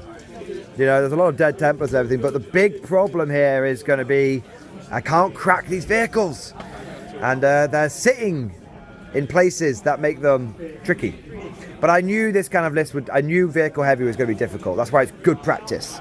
But getting into the nitty gritty, I moved over here. They were still oathed. Eric did Overwatch, did no damage. We have now come to the scientific conclusion that Eric needs new dice. I moved these guys over here to try and get a pop. Deep struck these sounds down here to try and get a pop. Brought these Kazakh in here to try and investigate some signals. I got investigate signals as one of my objectives. Now I was going to fall back over here, but you used it's not devout push. We used a Black Templar stratagem, and on a 4+ I can't fall back. And Eric, despite failing all his Overwatch, did make that, which is a really big deal because I wanted to bring all of this stuff in to smash that, and then that would allow me to hold on to that objective. Bear in mind, that's the objective that's going to be there at the end of the game. That's a really big deal. But unfortunately, I think that genuinely might be a game-winning move there, but we'll have to see. Because if I could have killed all those, I could have just started feeding waves of men onto there and just held that. But it is what it is. The stratagem is called No Escape. No Escapes. Well named. But that's basically my movement and my command. Oh, one thing to mention, I spent my CP that I gained on heroic insane bravery, and I then used my 24-inch range orders from the command squad that's tucked in there, and I did duty and honor, and that gave me more OC than the Sword Brethren, so that objective was mine, so I did get some primary points, which is good. But now let's go over to the shooting. Investigate signals, green guys investigate signals, Tan Chimera will investigate signals. We'll then go on to actual shooting, and we'll do the bits that don't matter. So this guy just fell back to just move block that. But this Chimera, the Kazakin jumped in, and now it's going to fire everything into there. I'm going to fire the 2 melter guns out of the top. 2 hits. 1 wound at AP -4. 5 up save because you're behind cover. No. So with D6 plus 2, 5 damage. Not too bad. And you take all 5. That's the first damage the Land Raider has taken. We've then got the Heavy Bolter, which gets 3 hits and no wounds. And we've got the Heavy Stubber, which gets a shitload of hits, but no wounds. And then we've got the Las Guns, which get 4 hits. I need to do this twice though, because I am in rapid fire.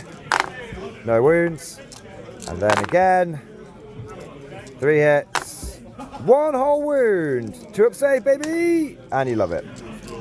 Okay, now let's go over to here.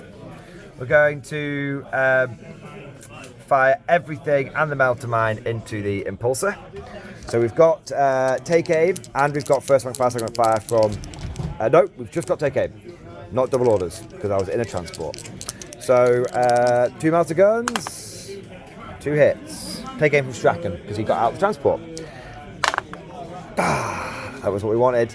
That's what we wanted to be better. 2 plasma guns.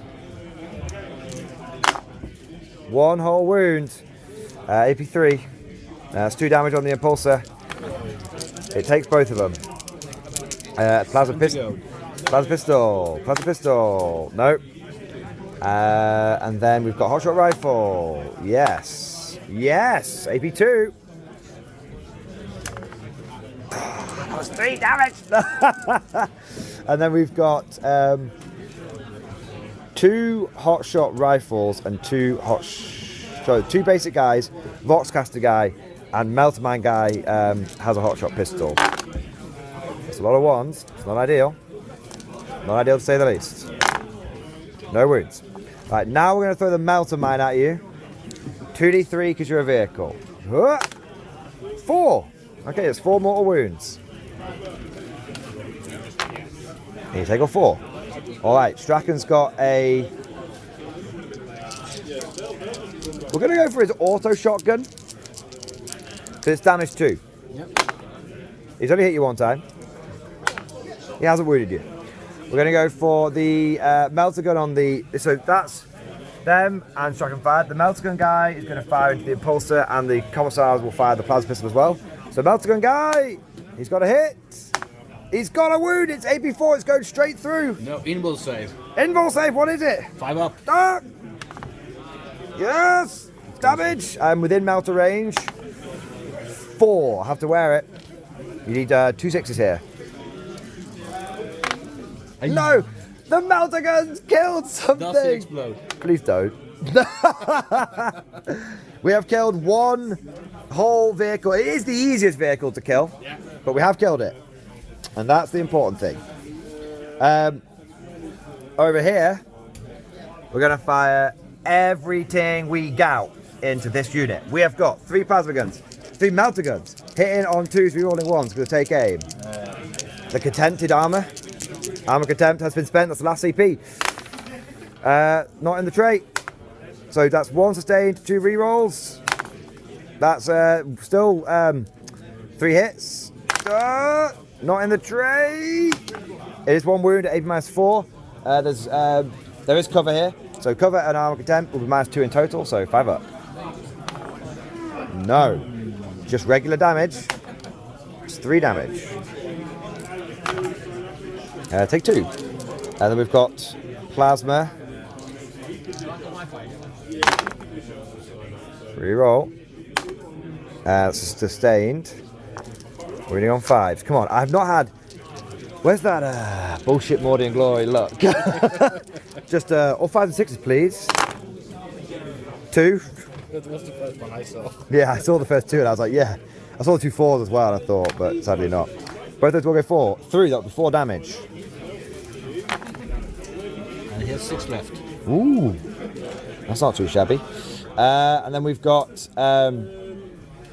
2 plasma pistols, 1 overcharged, which does hit, does a wound, and 1 not overcharged, which gets a sustained hit, and a wound. So this will be AP nothing in total for you because of cover and arm of contempt.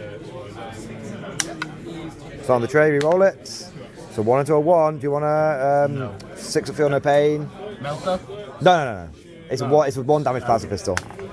You're fine. Oh well, you take it, but you're on 5 wounds. The hotshot las guns, I believe there's just going to be there's one volley gun in there and 2 rifles. The volley gun will be in rapid fire range, the rifles won't. Re-roll, and then looking for 6s.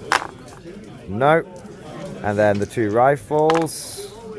No. Hey! Double wound. Now this is 3 up save. You make both. Okay.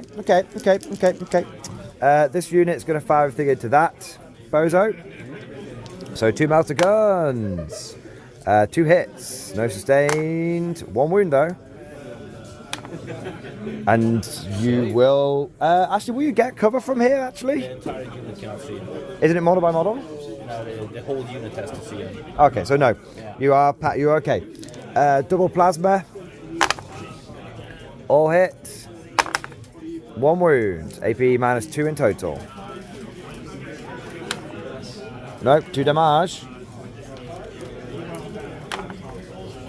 2 damage. 2 damage, so it's down to 8. 8 left. 1 plasma pistol. Hit. And a wound. Same again. I will need to do some hazards, some serious hazard checks after this. No, 2 more damage. 2 more will go through. That's all the guys that can see. Got both. I've wounded both. They're both wounded, but they're not dead. Damn. You know, if I had stuck to my original plan and gone for one of them, I would have got one of them, but I needed to go over there for the objective, so it's fine. Can't really complain. So I suppose the last thing to do is the basilisks. Now, I think the best option here, frankly, is to obviously bombard them. So we'll go for this one first, and then we'll go around do all the hazard checks off camera just before, just to wrap that up. But we'll go for the basilisks first. Could have done with a better roll there. Now I will forgive you, dice, if you all roll 6s now. Yeah, 1. Not on the tray. That is 2, but no AP because of armor contempt and the benefit of cover. 2 damage. 2 damage. He's got 3 left, eh? Well, it seems like it would be rude to not fire the second basilisk at it. Come on. Yes. Yes, I'm feeling it. Let's go. Okay. I'm feeling it. Ah, shit, I'm not feeling it. 1 damage. It does go through. 1 wound, 2 damage. You do take both. Is it on 1 wound? Oh, no. Do I sack off investigate signals for a long range Kazakh squad shot? I don't think so. I think the points are more valuable, and I could always charge you and punch you. You can. I can charge and punch. Yes. I believe that is probably the extent of my shots. I don't think I forget anything. Basilisk done. Command squad's in there. That's over there. Yes, so it will be charges. So we'll have the Strachan charge first. Not sure what it is. Do you want to just nip over there and tell me what the Strachan charge is? Just Strachan's going in there. This is not, to be clear, the right call, but this is it's a call. Is it over 7? It's a 6. It's exactly 7. Exactly 7. So 6 is charge. Come on, Strachan. He's done. I could have done that on the other one. So Strachan's in, and the other squad needing a 9. No, of course not. No way. Would have loved it to be the other way around. Sadly not. Strachan, send him in. You want him in there or just? It makes no difference. Just into the squad. Yeah. Oh, there is 1 plas pistol shot I need to do into your face from the squad. I miss. Reroll because you're on an objective. A hit. A wound. So one of your this is from the sergeant in the Scion squad. This one? Yeah. So AP 3. You fail. Damage. 2. 2 go through.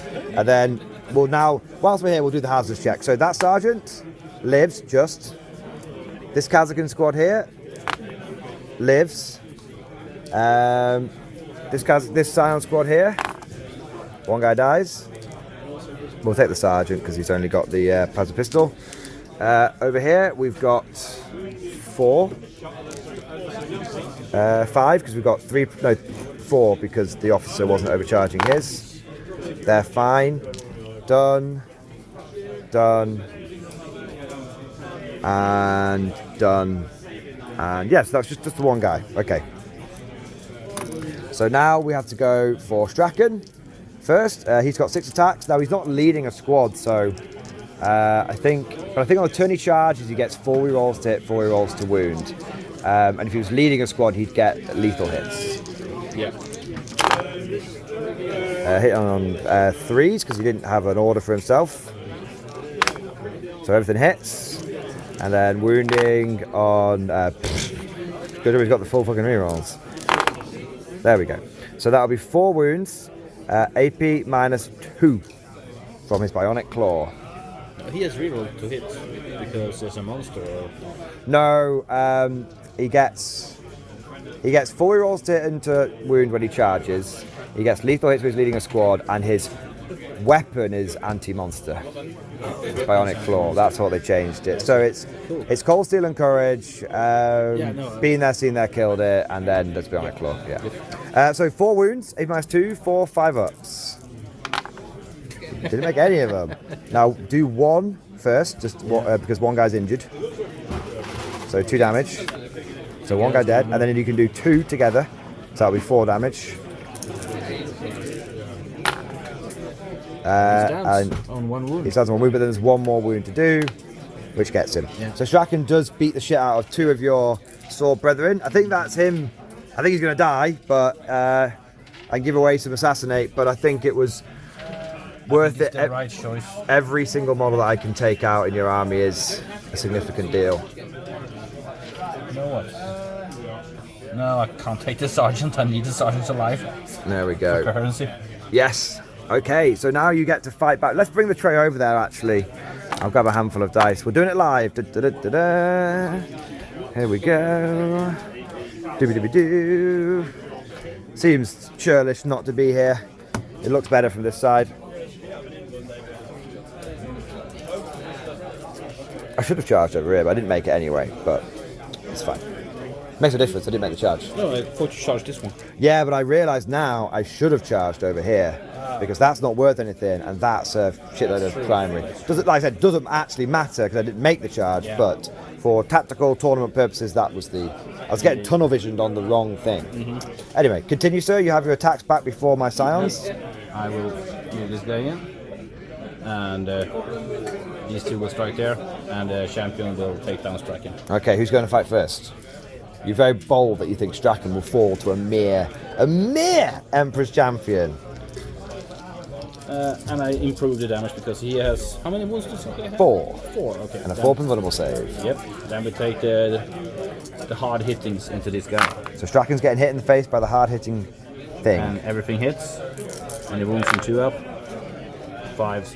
Are you strength many? Strength 8 plus 1 to wound. It's fine. So you have 5, you say?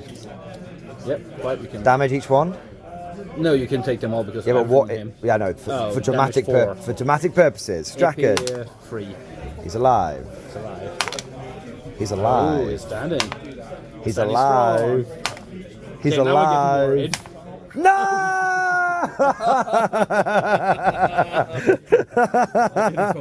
That was very, very... If you had a CP, you should have rerolled it. I don't have a CP. Yeah. Would I have made it on the reroll? Out of curiosity, I would have done, but I went for the primary points instead. Yeah. But the absolute mega boss, you could just imagine, like, Strachan goes in there, like, cuts down 2 of them. The Emperor's champion, like, comes forward, and they're going, like, blow for blow. Strachan's, like, desperately parrying them, and the last one, he holds his bionic arm up, and the blade chops through the arm and then cuts into the bionics. But of course, it being Strachan, he's not dead. It just hits some sort of vital sort of power cell or battery, and he shuts down like, ooh, just goes to sleep. There we go. Strachan almost made it, but not quite. Strachan just did, just telling Dad off camera, Strachan just made 4 out of 5 saves, and he would have lived if you hadn't gone for +1 damage. Yeah. Epic. Pardon? already demonetized, but there we go. All right. Do you have any feeling of pain on this code now? I do have 6 of feeling of pain. Okay. I was about to go, Strachan's got a feeling of pain, but he's not part of the unit. Ah. So this guy first then. It's I'm two. not gonna lie. How much is that? Oh, and no, nothing.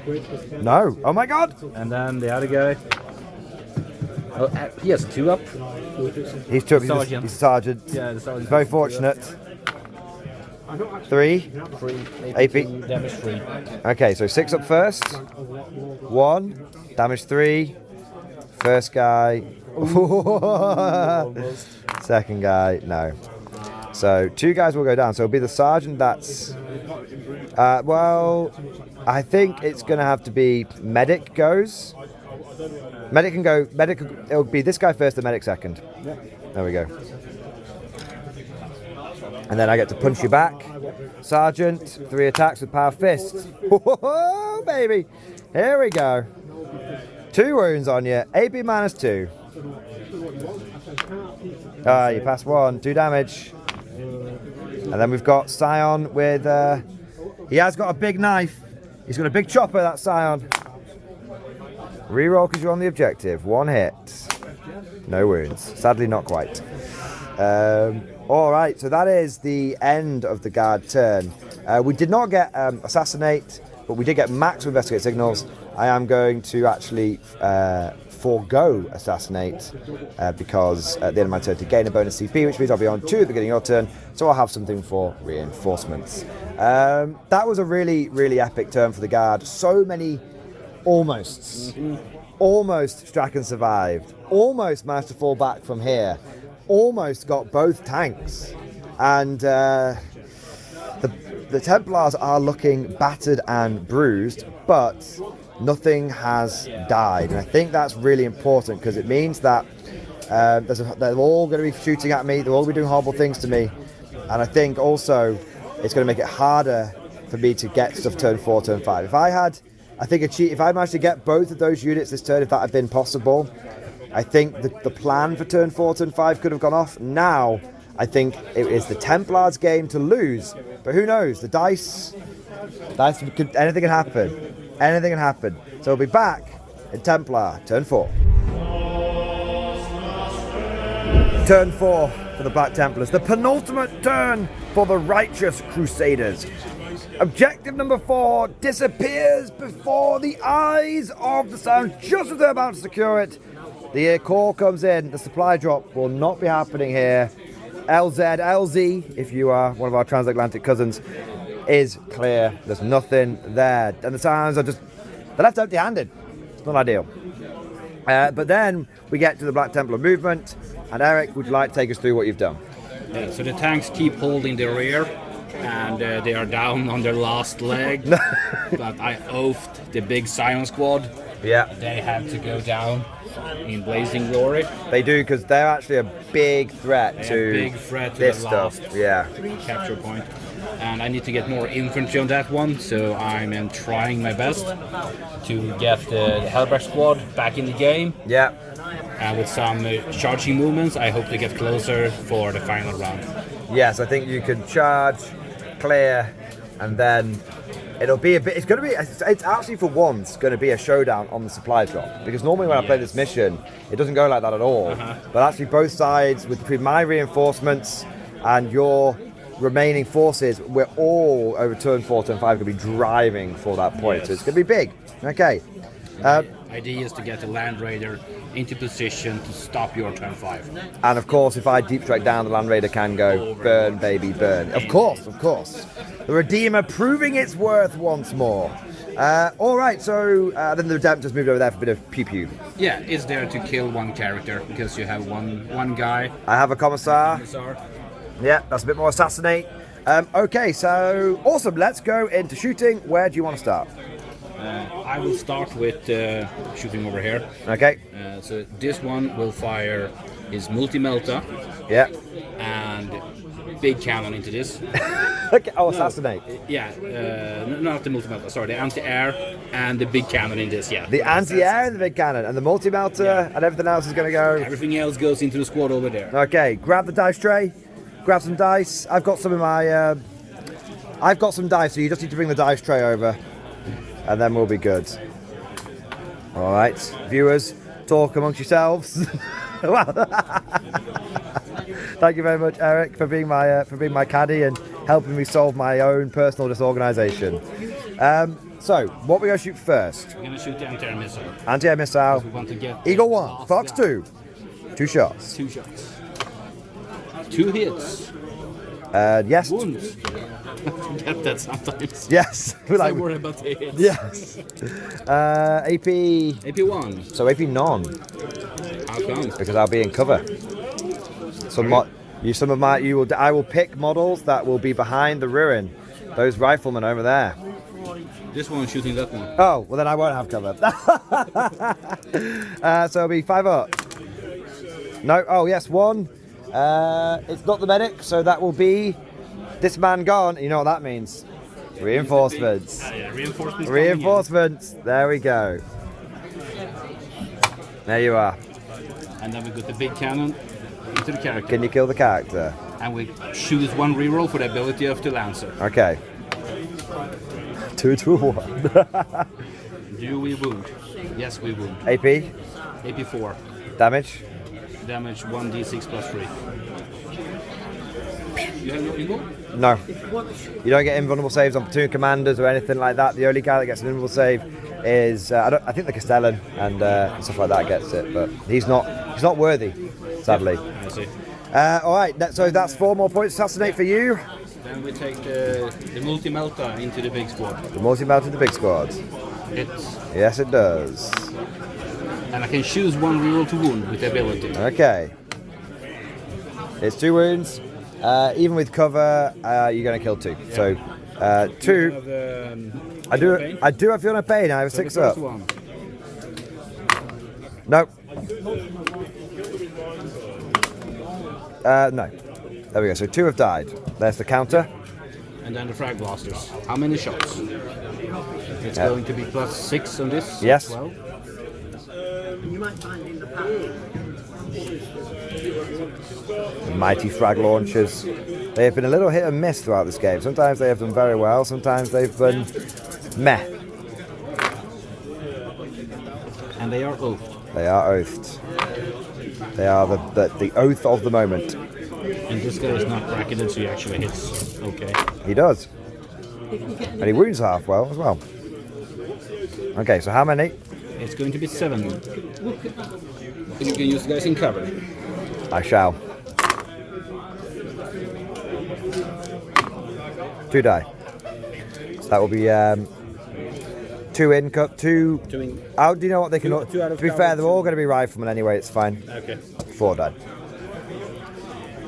That was that guy. Then the next gladiator will fire into the target. Yeah. Now this guy is somewhat degraded. Yeah, he's degraded. So frag blasters. So now it's plus 4.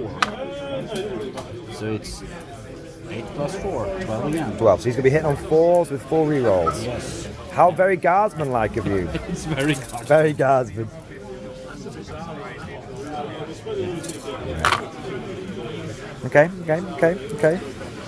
Okay, that was very guard-like.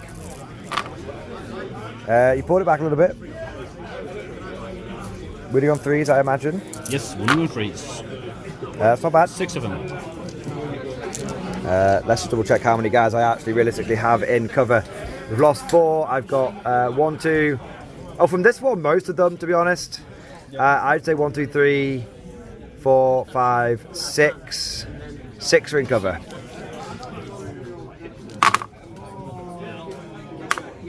So 1 more, we're dead. That's 5.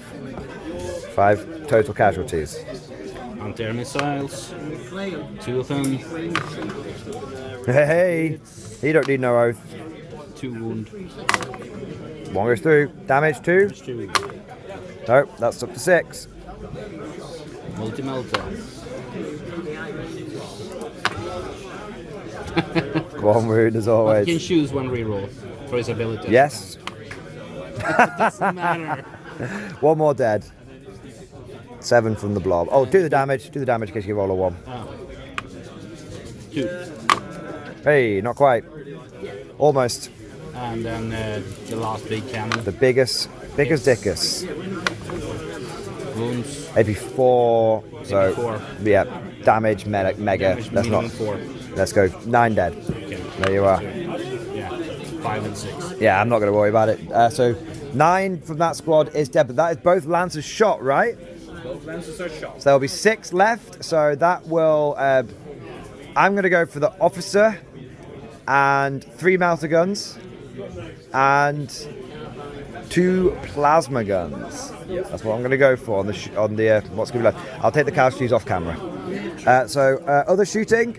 Yeah. We take the Redemptor. It Go. will fire everything it has into the small squad. The small squad. So it's going to be here, Yep. shooting into those 2 guys over there. And we start with the anti-air missiles. Anti-air missiles. A mighty 1 shot. No. Has not hit. And the big cannon, how many shots? Just 2 plus 3. 1, 3. 2 hits. 1 miss.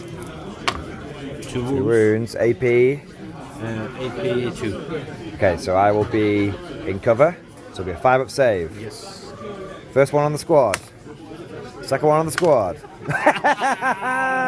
There we go. The commissar approves. There we are. And that's it. The flamer's out of range. What? Flamer is out of range. Has a flamer. Yeah, that one's out of range. Okay. It's 12.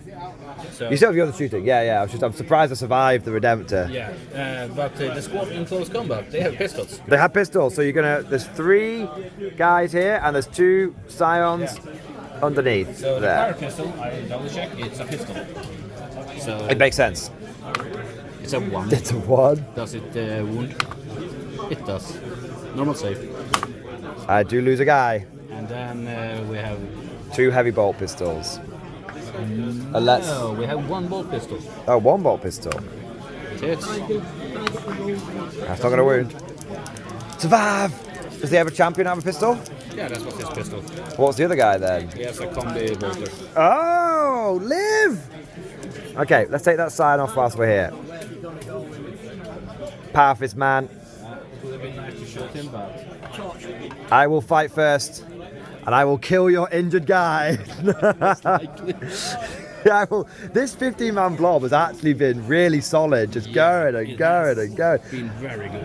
I said off camera, combat guard, combat scions. Yes. I think there's something there. I do believe there's a good thing for putting in 2 15-man squads in combined arms. 100%. Yes, because you could absolutely just drop in, smash, charge. There's lots of good stuff that can happen Let's there. keep getting 1 back all the time. 1 back every time. This guy, on the other hand, Yes. he will fire his assault cannon and storm bolter into this, Yes. and then his multi-melter and flamers into this one. Yes, because you don't want to make Helvex charge difficult if you overkill. Exactly. Okay, so what are you shooting first? We're shooting the multi-melter. Oh, yes. I didn't check, but it's within 9. So melter range. Yes. Multi-melter. 1 hit. There we go. Nah. No wounds. That's what it feels like. It's a 4 up against it. Yeah, it is. And flamers, how many? 12. 12, I love it. I remember when the Redeemer just fired D6 shots per flamer, and it was just horrendously bad. It was like 200, it's like 300 points, and it was nothing. So 5 ups. Not bad. Yep. 4. 10. 5, nice. AP, AP2. so 5 ups. No, none of them. How much damage? Damage 2 each, so it's 10. It's got 1 left. Yeah. And the Hunter Killer. Don't forget the Hunter Killer. Eagle 1, Fox 2. Fine. It's a hit. Eagle 1, Fox 3. It's a wound. AP minus 2 in total because of the cover. 5 up save! No. Does it explode? No. How many guys inside decide that they did not do leg day? So we've got, that is 8, so I need to do 3 more. So 1 has died so far, 1 has died. Okay. And for cinematic effect, we go with the twin linked assault cannon into the poor guy. Into the poor guy there. So that has died, by the way. Yeah, that's right.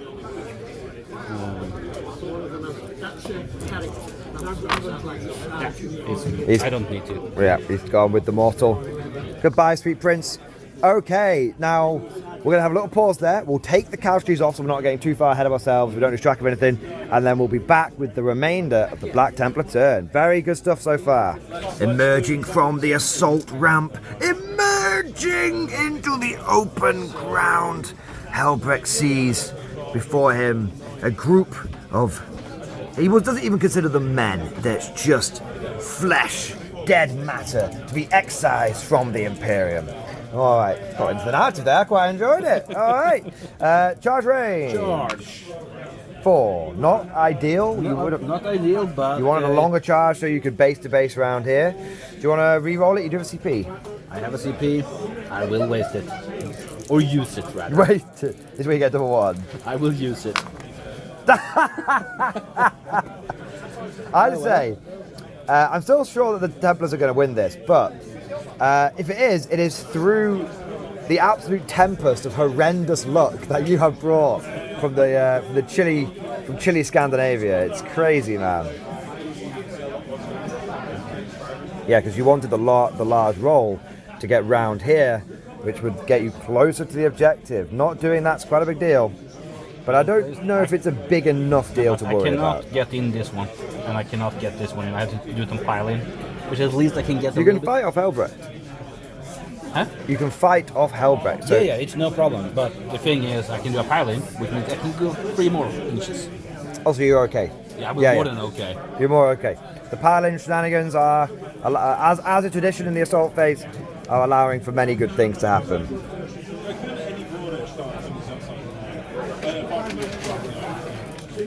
I have a unit of 10-man punchy scions that are coming back from reinforcements, which hopefully will help. Alrighty, ho-ho. So You go first. yeah. Oh, technically, I should say with a mortal wound. Yes, you should. It's a D3. It's a big 3. Nice. I'm not going to worry too much because I'm pretty certain they're all going to die. We'll keep the melter gun, guys. And well, you have no extra. No feel, no pain. Yeah, nothing of pain. So Helbrecht will go with his sweeping roll. And cleave we him gain down. 1 extra for the squad. Nice. So it's only damage 1. That's all he needs, to be fair. Yeah, just this one. Well, lethal hits, because that's very important against the guard. Yeah, so I'm pretty sure they're all dead. Yeah. What's the AP? Against AP 3. Yeah, they're all dead. But against tanks, it's very good. And it's actually only it's strength 7. So they're all through. They're all dead. They're all dead. They're dead, Jim. They're dead. So long, sweet princes. You're not getting reinforced either. It is what it is. So now you get to. You can't do any piling or consolidate, can you? No. Because I can't reach anything. So we come over to here. Come on, baby. Here we go. The hero. One man. Betrayed by his country. Now it's only hope. We got 1 hit. But we get 2 rerolls because you're still on that objective. We got 2 hits. We got 2 He wounds. doesn't hit on a 3? Nah. I'm pretty sure. I'm pretty sure he does hit on a 3. I'm pretty sure he hits on a 3 in ballistic skill. Are we going to do a hot check? We're doing a hot check. I'll roll to see if he wounds. He would wound if he does hit on a 3. Oh my god. I'm checking the app furiously. Yeah,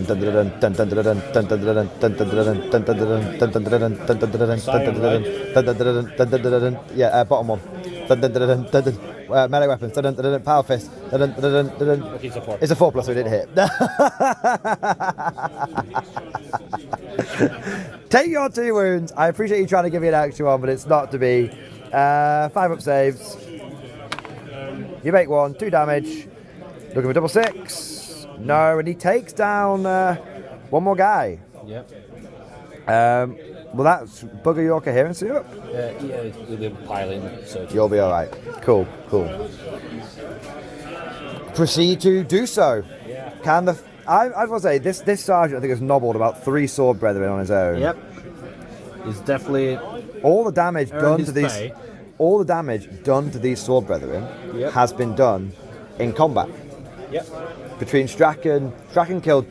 So there's 5 in the squad, right? 6 with the hero. 6 with the hero. So Strachan has killed 2. So this sword guy has killed 2.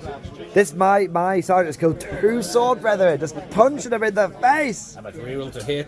It's Reinforce- a good thing. You have just 3 hits, but it's a I'm telling reroll. you. It goes in. I'm telling you, we go Scion Command Squad, 10-man Scion Squad, and we go for come on, ninjas. We go not too bad, man. So you go Scion Command Squad, 10-man Squad, and a preacher, Yeah. full rerolls. Sustain hits, baby. I'm telling you, that's the way. But the preacher, you lose the deep strike. It's fine. We'll put them in a Crassus. They'll get the job done. The Emperor champion was sweeping, and he gained 1 extra because he only had 1 wound on this guy, right? Yes. It's a lot of ones. He's parrying! He's parrying with the fist! He's like, come on! All ones. Nah, he's dead. It was worthwhile, but sadly he has gone. But I like my place. I don't need to move them because I don't want to move closer. You're in a good place. Yeah. Good spot. All righty ho ho. Let's that's all your combat, that's everything there. Good turn for the Templars there. I wasted my seat. And you wasted, well, you did actually waste it as well. Good turn for the Templars there. Turn 4 guard coming up. We've got some opportunities to maybe do some damage, but will damage win us the game? Probably not. Let's see what happens going into the penultimate turn for his Imperial Guard. Here we are at the end of Imperial Guard, movement and command, turn 4. It's so much has already happened, and we've not even filmed it yet. So, we brought our reinforcing scions down here. We've got a melter gun and 2 plasma guns ready to unleash death onto these 2 guys here. And I've even got a cheeky melter gun which can see the front of this, and a plasma gun which can see the front of this as well. These scions did fail their battle shock test, but they've moved forward in such a way, which is actually quite a big deal because I would have liked them to pass leadership for move over to here, but they didn't get it. But they did manage to go, the officer has gone to here, and we have also got some melter guns and whatnot ready to kill. That 1 wound impulse better die is all I'm saying. Because we've got the Kazakh squad, which has also moved over to here, and that's got a 9-inch charge, they've got a 9-inch charge, and that's like a 6-inch charge. So we're just going to try and bum rush this if we can.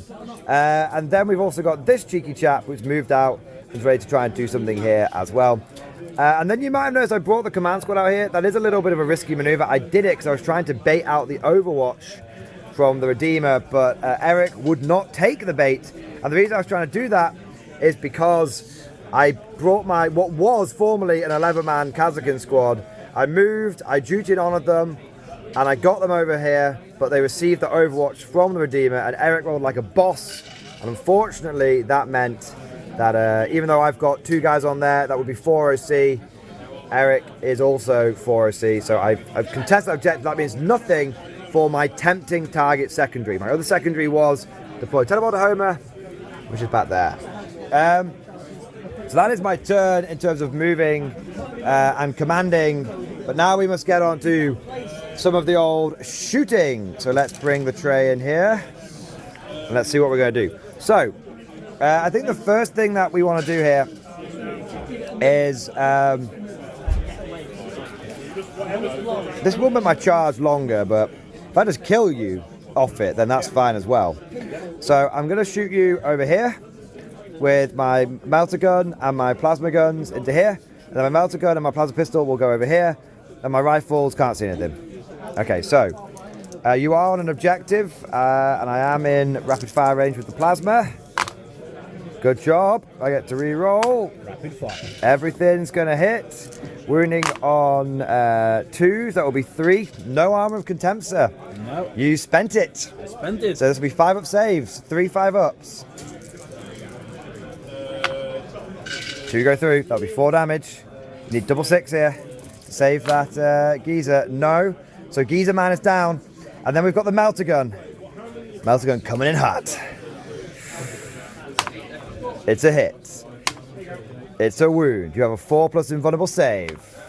Ah, in style. In style. All right. Then we've got a melter gun going into the 1 wound repulsor. It hits. It does not wound. We've got a plasma pistol overcharged. Yes, into the repulsor. It hits. It does not wound. We'd like that to be the other way around in a funny sort of way. So they're done. Hazards checks whilst we're here. No one dies. All right. This squad's only got 1 target, which is the repulsor. So we've got 3 melter guns. It's a Lancer. I keep calling it repulsor. I'll call it what I goddamn like. 2 hits, 1 wound, -4, 6 up save. No, it's 5 damage because I've been melter range. 5 6 ups. Every single one needs to be passed. It is a big no-no. Does he explode though? Nope. He does not explode though. Okie croaky. I wonder if I'm in range for the next repulsor. Do you have a? Could you get a tape measure and get it to 12 inches for me, please? It doesn't stick. It doesn't. Okay, you come and measure it then, please. Are these melter guns in range of that guy there? Maybe 1 from the front of the thing, or is it just out? It's out. Just out. Okay, so it'll be 2 plasma gun shots then. No, the second, yeah, just out. That's fair enough. I should have shot them first and then shot the Scions, but it is what it is. 2 plasma gun shots, 2 hits, no wounds. Hotshot sniper into the tank, hits with take aim. I do have take aim and move on them. Doesn't wound. And then we've got 3 hotshot rifles, all hit. 1 wound, 1 at -1 on the Lancer. Almost called it a repulsor again, and that will be AP nothing because you're not the whole squad conceded. So, 1 or 2 free. 1 AP none. You're fine. This guy's going to shoot you. Yep. No! I am actually tempted to CP that. Yeah, you got Because one I got the CP. CP and I won't be getting attempted targets, so I'll bin that off. So I'll still get reinforcements. I still got enough reinforcements. So here we go. It's a wound. Yeah. Off you go. Ah. Plasma pistol on the Commissar. He's in the Scion squad though. Lol. He's not used to shooting things so far away. He's just shooting things that are kneeling down about a foot away. I shouldn't have bothered with the reroll there. It's fine though, because I got 2 bloody chimeras to shoot him. Pretty strong. First chimera, stayed still. 1 sustained hit, 1 lethal hit, 2 wounds on your Emperor's champion. I don't think I have any cover because I'm not. It's in a. It would be on a base. It would be on a base. It would be on a base, so you're fine. AP then. OP1, so AP regular. So 2 up. Damn, I was hoping for a double 1 there. That would be typical. Stubber, 1 auto wound. 1 auto wound, 2 up save. And then las guns, nothing. And then this is the last chimera. It hasn't found Hunter Killer. That's Hunter Killer. It didn't hit. It's a 4 up, yeah. Yeah. Space Marine ones are 2. 2 ups, yeah. We got the Wish.com Hunter Killers. Next chimera. 2 hits, 2 wounds. Strength 5 on it. So 2 up. Sorry, you're fine. Stubber. 1 wound. No. Las guns. I moved this one. 1 wound. Something's got to give. No, in the opposite. All right, so now we're going to shoot everything from here into here.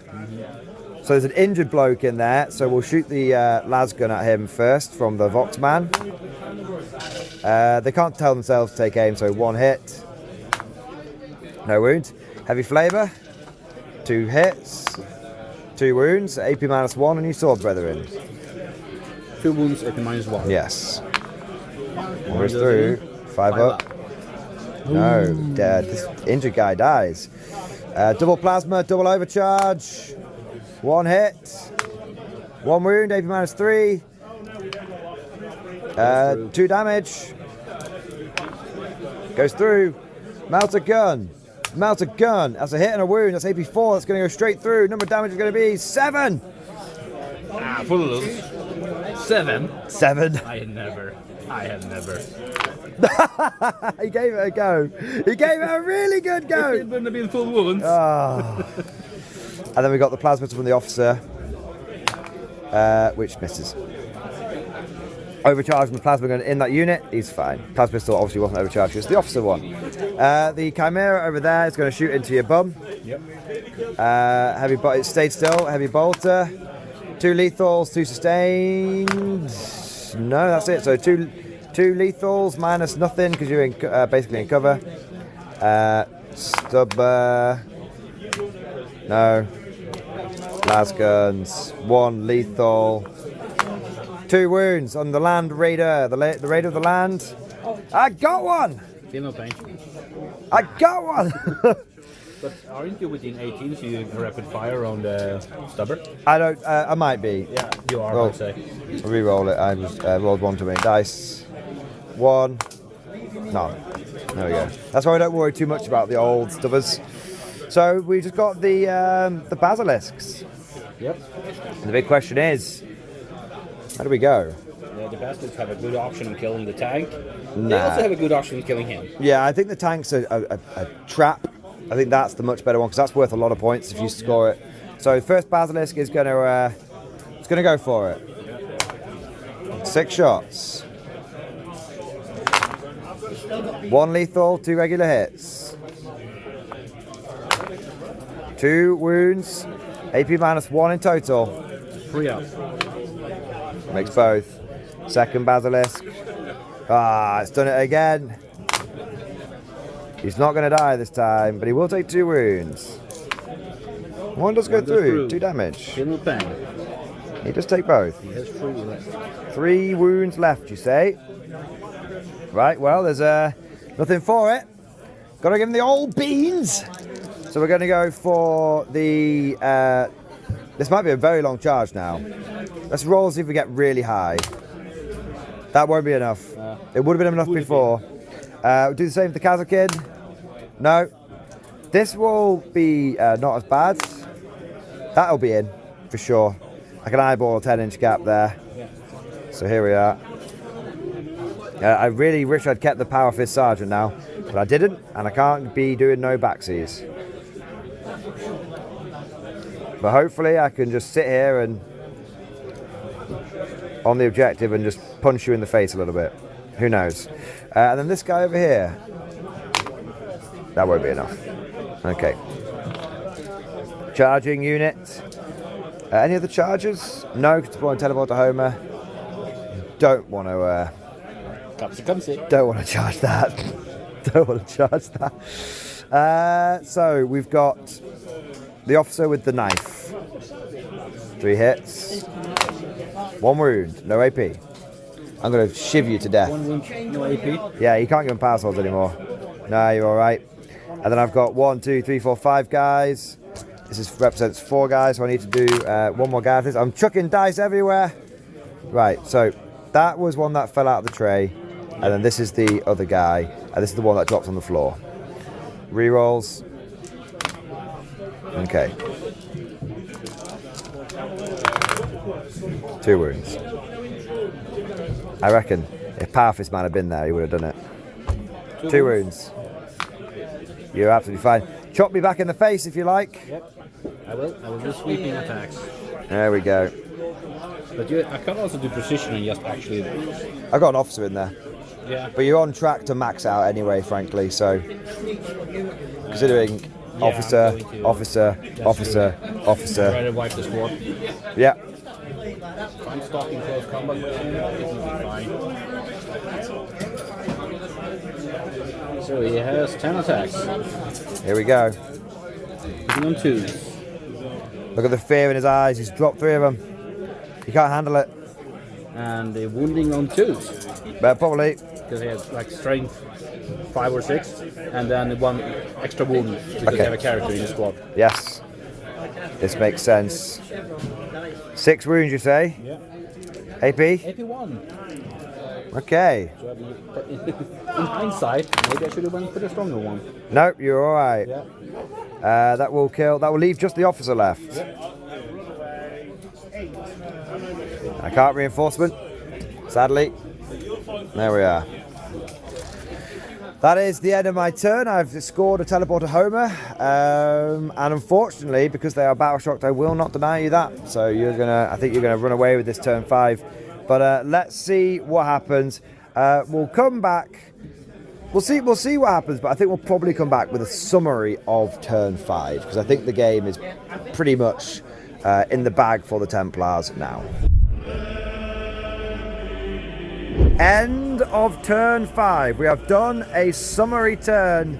Many epic things have happened, but as many of you probably suspected, the Black Templars are in an extremely commanding position, and really turn 5 was going a bit of glory for the Guard. That was it. But we'll take you through what has gone down, and there's one last awesome moment that we're going to get the dice rolls for on camera.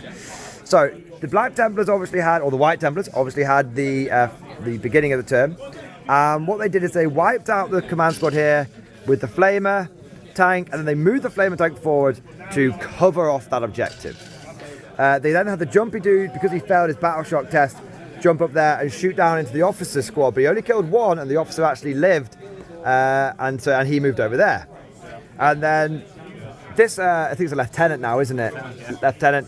He, because he was split from Hellbrook squad, he went and deployed the teleporter homer anyway. And the last bit to mention was the not repulsor, in fact the Lancer, and the Redemptor Dreadnought piled into the Scion squad that was there, and that died, but it went back into reinforcements. It then came over to, that meant that the Black Templars had managed to max out both of their fixed secondaries with Assassinates and with teleporter homer. They've managed to get it in my deployment zone every time. I've just been struggling to get my own objectives, been struggling to stop these little guys from running around and just chucking teleporter homers everywhere. So they came over to the Guard turn. And I actually, for once, drew 2 cards that I could do. I got capture enemy outpost, and I got behind enemy lines. So obviously I had a Scion squad that was already here. Hero Scions that pushed Hellbrecht back and then have been securing stuff and doing lots of great things. They moved forward and they got the Lancer down to 3 wounds. We then basilisked it and we got it down to 1 wound. And then one man, betrayed by his country, now its only hope, came in with his plasma pistol. He overcharged his plasma pistol. He took aim. He fired and right down the exhaust port, and he took out the repulsor, which it didn't explode, so I like to imagine it just sort of poof, just slumped down to the ground a little bit. And then I brought my reinforcing Scions in round here, and I was able to get it onto the enemy outpost there. And that was really the main thing, except for not quite. As you can see, there's lots of dead on both sides. The Scion casualties scattered everywhere. Templars also badly mauled. But we get to the final moment. You see, I could still get the primary because I scored at the end because I went second. And I had a unit Kazakin here, and they moved to here, and then they charged in. Staying out of range from him. Staying out of range of Bernie Man. I shot the plasma pistol into the face of the Emperor's Champion and got him down to 1 wound. I charged in. My Kazakin sergeant used his power sword with a CP reroll and managed to get a wound through, which would have killed him. But the Emperor's Champion has an ability where it's once per melee phase, like it's once per turn. Once per phase melee attack. Yes. So it's like, it's not like once per game. Like he can just constantly just be parrying things. And he blocked the power sword. At the last moment, he turned it aside. But then the rifle butts, the knuckle dusters, the prison shivs, the bayonets, everything else. Someone's just got a house brick and they're just like banging him on the side of the head with it. Went in and we managed to do 4 wounds. The average has got 1 wound left. He's got 2 up save. But you do have a CP in the bank. Let's see what happens. One at a time for And it's AP 0. It's AP 0. So it's 2 up save. It's a 2 up save, 1 at a time for dramatic effect. The armor's beginning to buckle. It's beginning to buckle. It's beginning to buckle. Oh, it's getting the bed out. Ah. All right, so the Empress Champion has lived, but it's not over yet. He now has to fight back. He has to fight back. So now you're going to spend your CP to put him into an extra oath. So that's why we were hoping that. That extra armor. Extra. Oath we already did. Oh, we've already. So this is. No, not the oath. Extra vow. Vow. That's what I meant. Yeah. That's what I meant. This is extra vow. The extra vow is already in, no matter what. Okay, so he's now got. This is the armor piercing. Oh, that's the armor piercing. Okay, so we've got extra vow and armor piercing. So you're AP 2 on these attacks now. AP 2 on the attacks. 10 attacks. 10 attacks. Hit on 2s.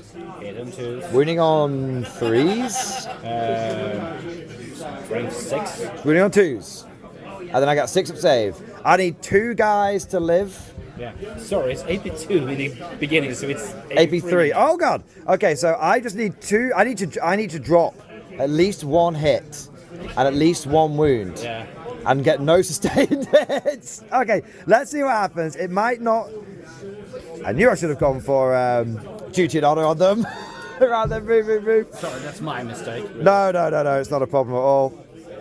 If you've already won the game, this is just to see how much you win it by. Yeah, but in team tournament, this will make a big difference. It will be a 6-point difference. Yes, it will be. All right, let's see. I want you to roll lots of 1s and no 6s. You have done so. I have done so. And only 1 6. So you've dropped 2. I dropped 2. So my squad should live. The squad should live, no matter what. Because I have 9. But 9? No, I have 8. You've had 8. I have 8. So you can't kill them all. I'll kill them all. Just roll them out, see how many you get anyway. You get them You all. get them all. So the last people that stand on here is going to be the... You cannot trigger the battle shock. And they cannot trigger back shock. It's the last round. So I get the primary. Hey! Very, very, very good game, man. Just 1 minute for my own amusement. In the made-up Mordy and Glory bonus round, he gets hit by the melter mine and takes 2 mortal wounds and gets 2 successful field of aids. He dies in the melter mine.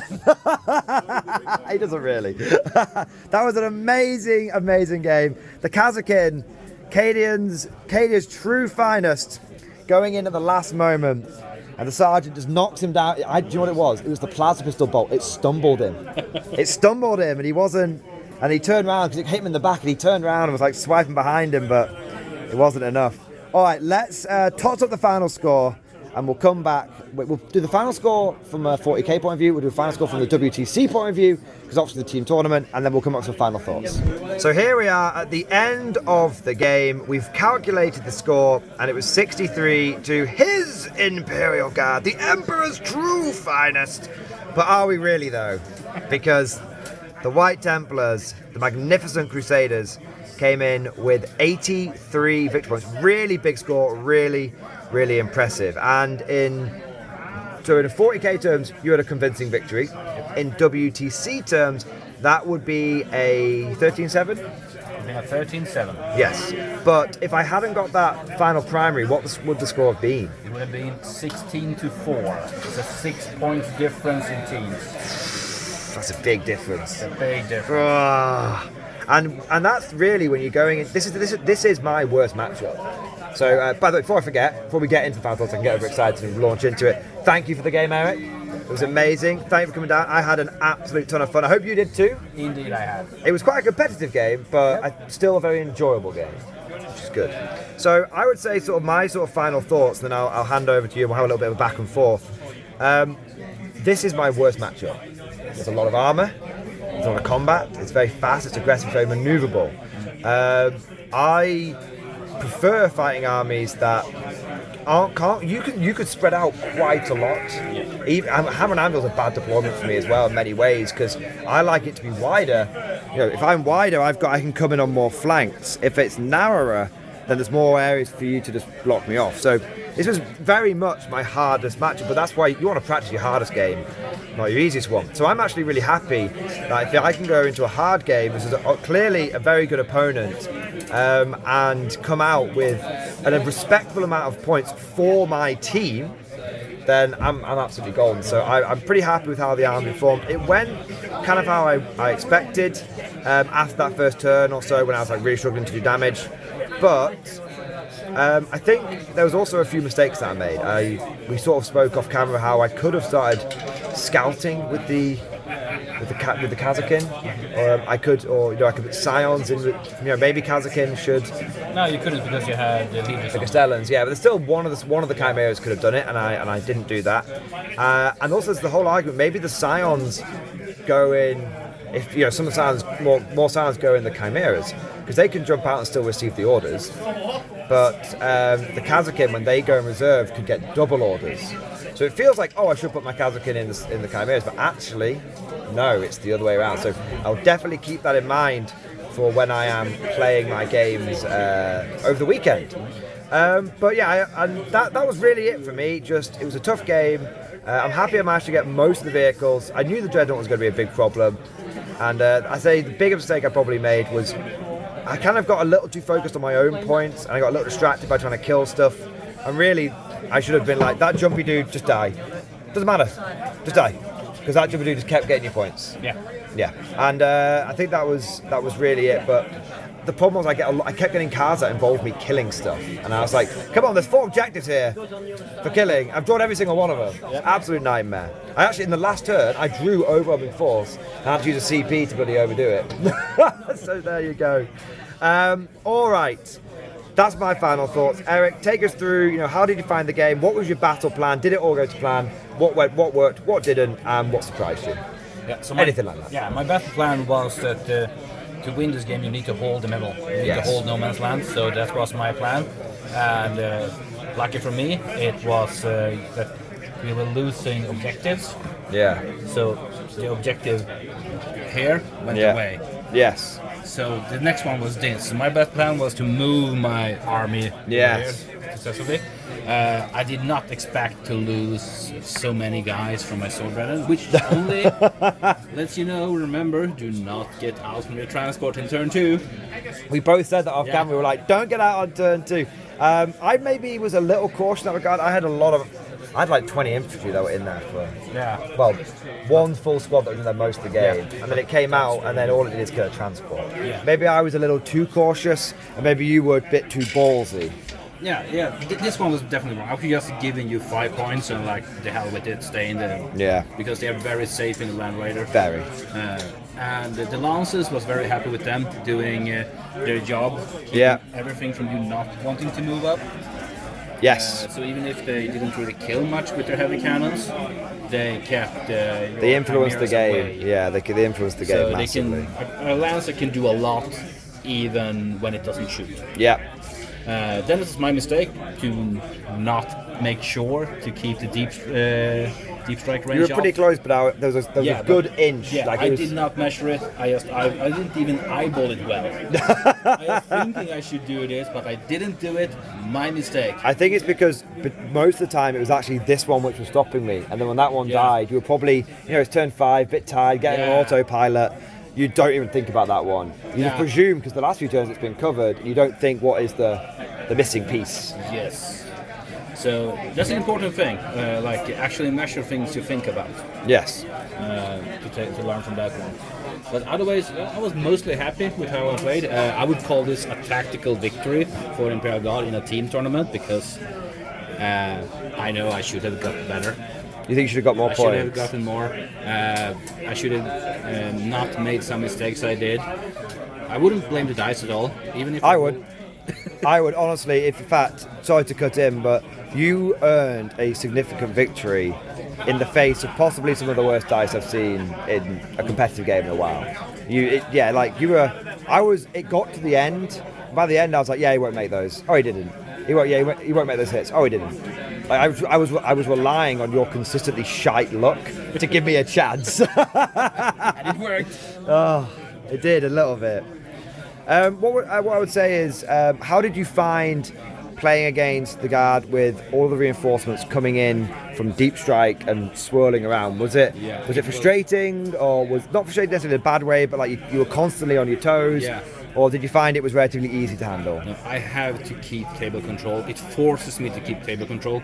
So I would say that 2 units of science would be a staple in a balanced guard unit. Would you go the big tenors with the command squads in there, or? A big 10 with the command squad. You can go big 10 with the command squad and 1 small, but you need 2. Yeah. I would say. And then we'll just get that one back all the time. Always coming back with a 10-man squad. Messing things up. It's a great tool. And the basilisks, they do their job, and they are good at it. They were consistently finishing off wounds, slowing things down. They didn't roll any special hot dice or anything like that. They rolled quite a few ones, but even when they rolled 4 shots, they still managed to get 2 wounds through often. So they do their job, and the -2 movement should not be underestimated. No, it forced you over here to completely change. Yeah. You were rather than sweep down here, you were like, "Fuck this! I'm just getting back in there." Yeah, and whoever forced Mordian to not take crude as a mortar should rethink that part, because that would have been a great help. Yeah, well, chat wanted Strachan, so chat got Strachan, but I was sat here, quite frankly, the entire time, thinking if I had Creed with a mortar right here, I would be getting 3 fields of fire every turn. And it would have been so useful for countering and also ensuring you armor might get an contempt. extra CP and stuff like that. So you can choose if you really want to throw that tactical or not. Yeah, no worries. Yeah, Creed definitely would have been a really, really big help. But also Strachan, when we think about it, well, you know, we're saying, oh, Creed would have been better, but wouldn't have got that objective at the end. Because Strachan went in and killed 2 of them. Yeah, but You're not convinced? nah, I'm not convinced. Okay, fair. Strachan did a good job. His main I thing just was- believe that Creed would have influenced the whole game more. Yeah, 100%. But really good thing is to keep the transports. You don't have to push forward with transports. You can actually keep them behind. And they did great this. They did the signals. They were also effective bunkers for your infantry. They were okay. I feel like I was maybe a little passive with them. But I think one thing I would say is the terrain we're playing on isn't quite right. And so I think maybe there was a few... I was just looking around. I think maybe it was a little difficult to move out with them. But I think the big thing was I just shouldn't have been that worried about your Lancers. I mean, I should just run forward with them. If you blow me out of my transports, just blow me out into some cover or something. I don't know. Maybe I was a bit passive, maybe not. I'm not sure. Yeah. One thing that really stood out for me in this game was the difference between Kazakin and Scions. Yeah. I have to say, I think Scions are better. They are, especially with the reroll to hit on enemies and objectives. That should not be underestimated. No. The reroll ones are also good too, but especially the reroll to hit. In combat. And in combat too, which actually make them perform. Yeah, I have to say, I'm just thinking, how could you? I genuinely believe you could make a half decent Scion combat army. And I'm not necessarily saying you would go like big 10-man bricks, but what I think would be quite cool is to take like a 5-man squad and add some sort of combat thing onto it. Maybe a command squad like an Ogun bodyguard with a big maul or something. Yeah. Because that's relatively cheap. It's like 150-ish points, maybe a little bit more. But then because everyone in there is joined onto that command squad, they're all getting 4 rerolls. Yep. So you've got the Ogun who's beating the crap out of you with 4 rerolls. You've got the Power Fist guy who's beating the crap out of you with 4 rerolls, and you can give them. They get sustained hits as well when they're being led by the officers, not just at ranged attacks. And maybe it's a meme. I don't know, but I do think that the close combat potential of the Scions with the Power Fist you should be aware of it. Yeah. Because you lost most of a Sword Brethren squad to combat. Yeah, in the small squad, I lost everyone to combat. Everyone to combat. Yeah. Yeah. There's only the Emperor's Champion standing at the end and 1 wound. And he only survived because he had his janky ass bullshit rule. Yeah. All right, well, I think that just about sums it up for the final thoughts. I want to say once again, thank you to Eric for coming down and for doing the game. Well, coming overseas for the game, which is awesome. We're going to have, obviously, the tournament tomorrow now, which should be good. And hopefully, we'll be able to find 5 minutes after the tournament to have a little sort of day one debrief, which would be kind of cool. Maybe have a beer and a debrief, record like a little 10-minute video or something. But yeah, Eric, thank you so much, man. I'm going to shake your hand once more, sir. Absolute Giga Chad over here. Hey, there we go. It was really fun playing. Thank you, man. I really enjoyed it as well. It's a delight playing against you, Morgan. Well, I'm glad that you didn't come all the way from Sweden. It was a total shitfest. Well, thank you very much, Eric. I also want to say a big thank you to all of you guys that have watched the video. I hope you have enjoyed it. If you have, don't forget to smash that like button and subscribe, support the channel, all that kind of good stuff. Just by watching and liking and subscribing, it boosts the video, it supports the algorithm, and it just makes a really big difference. I also want to say a big thank you to all of our channel members and Patreon supporters. It is thanks to the channel members and the Patrons that we're able to do this full time, and we're able to record lots of battle reports for your viewing pleasure. And yeah, it really is the lifeblood of the channel. So thank you to all of you guys who go above and beyond the Call of Duty and go the extra mile. But that's all for now. Thank you for watching, and of course, as always, I'll see you guys next time.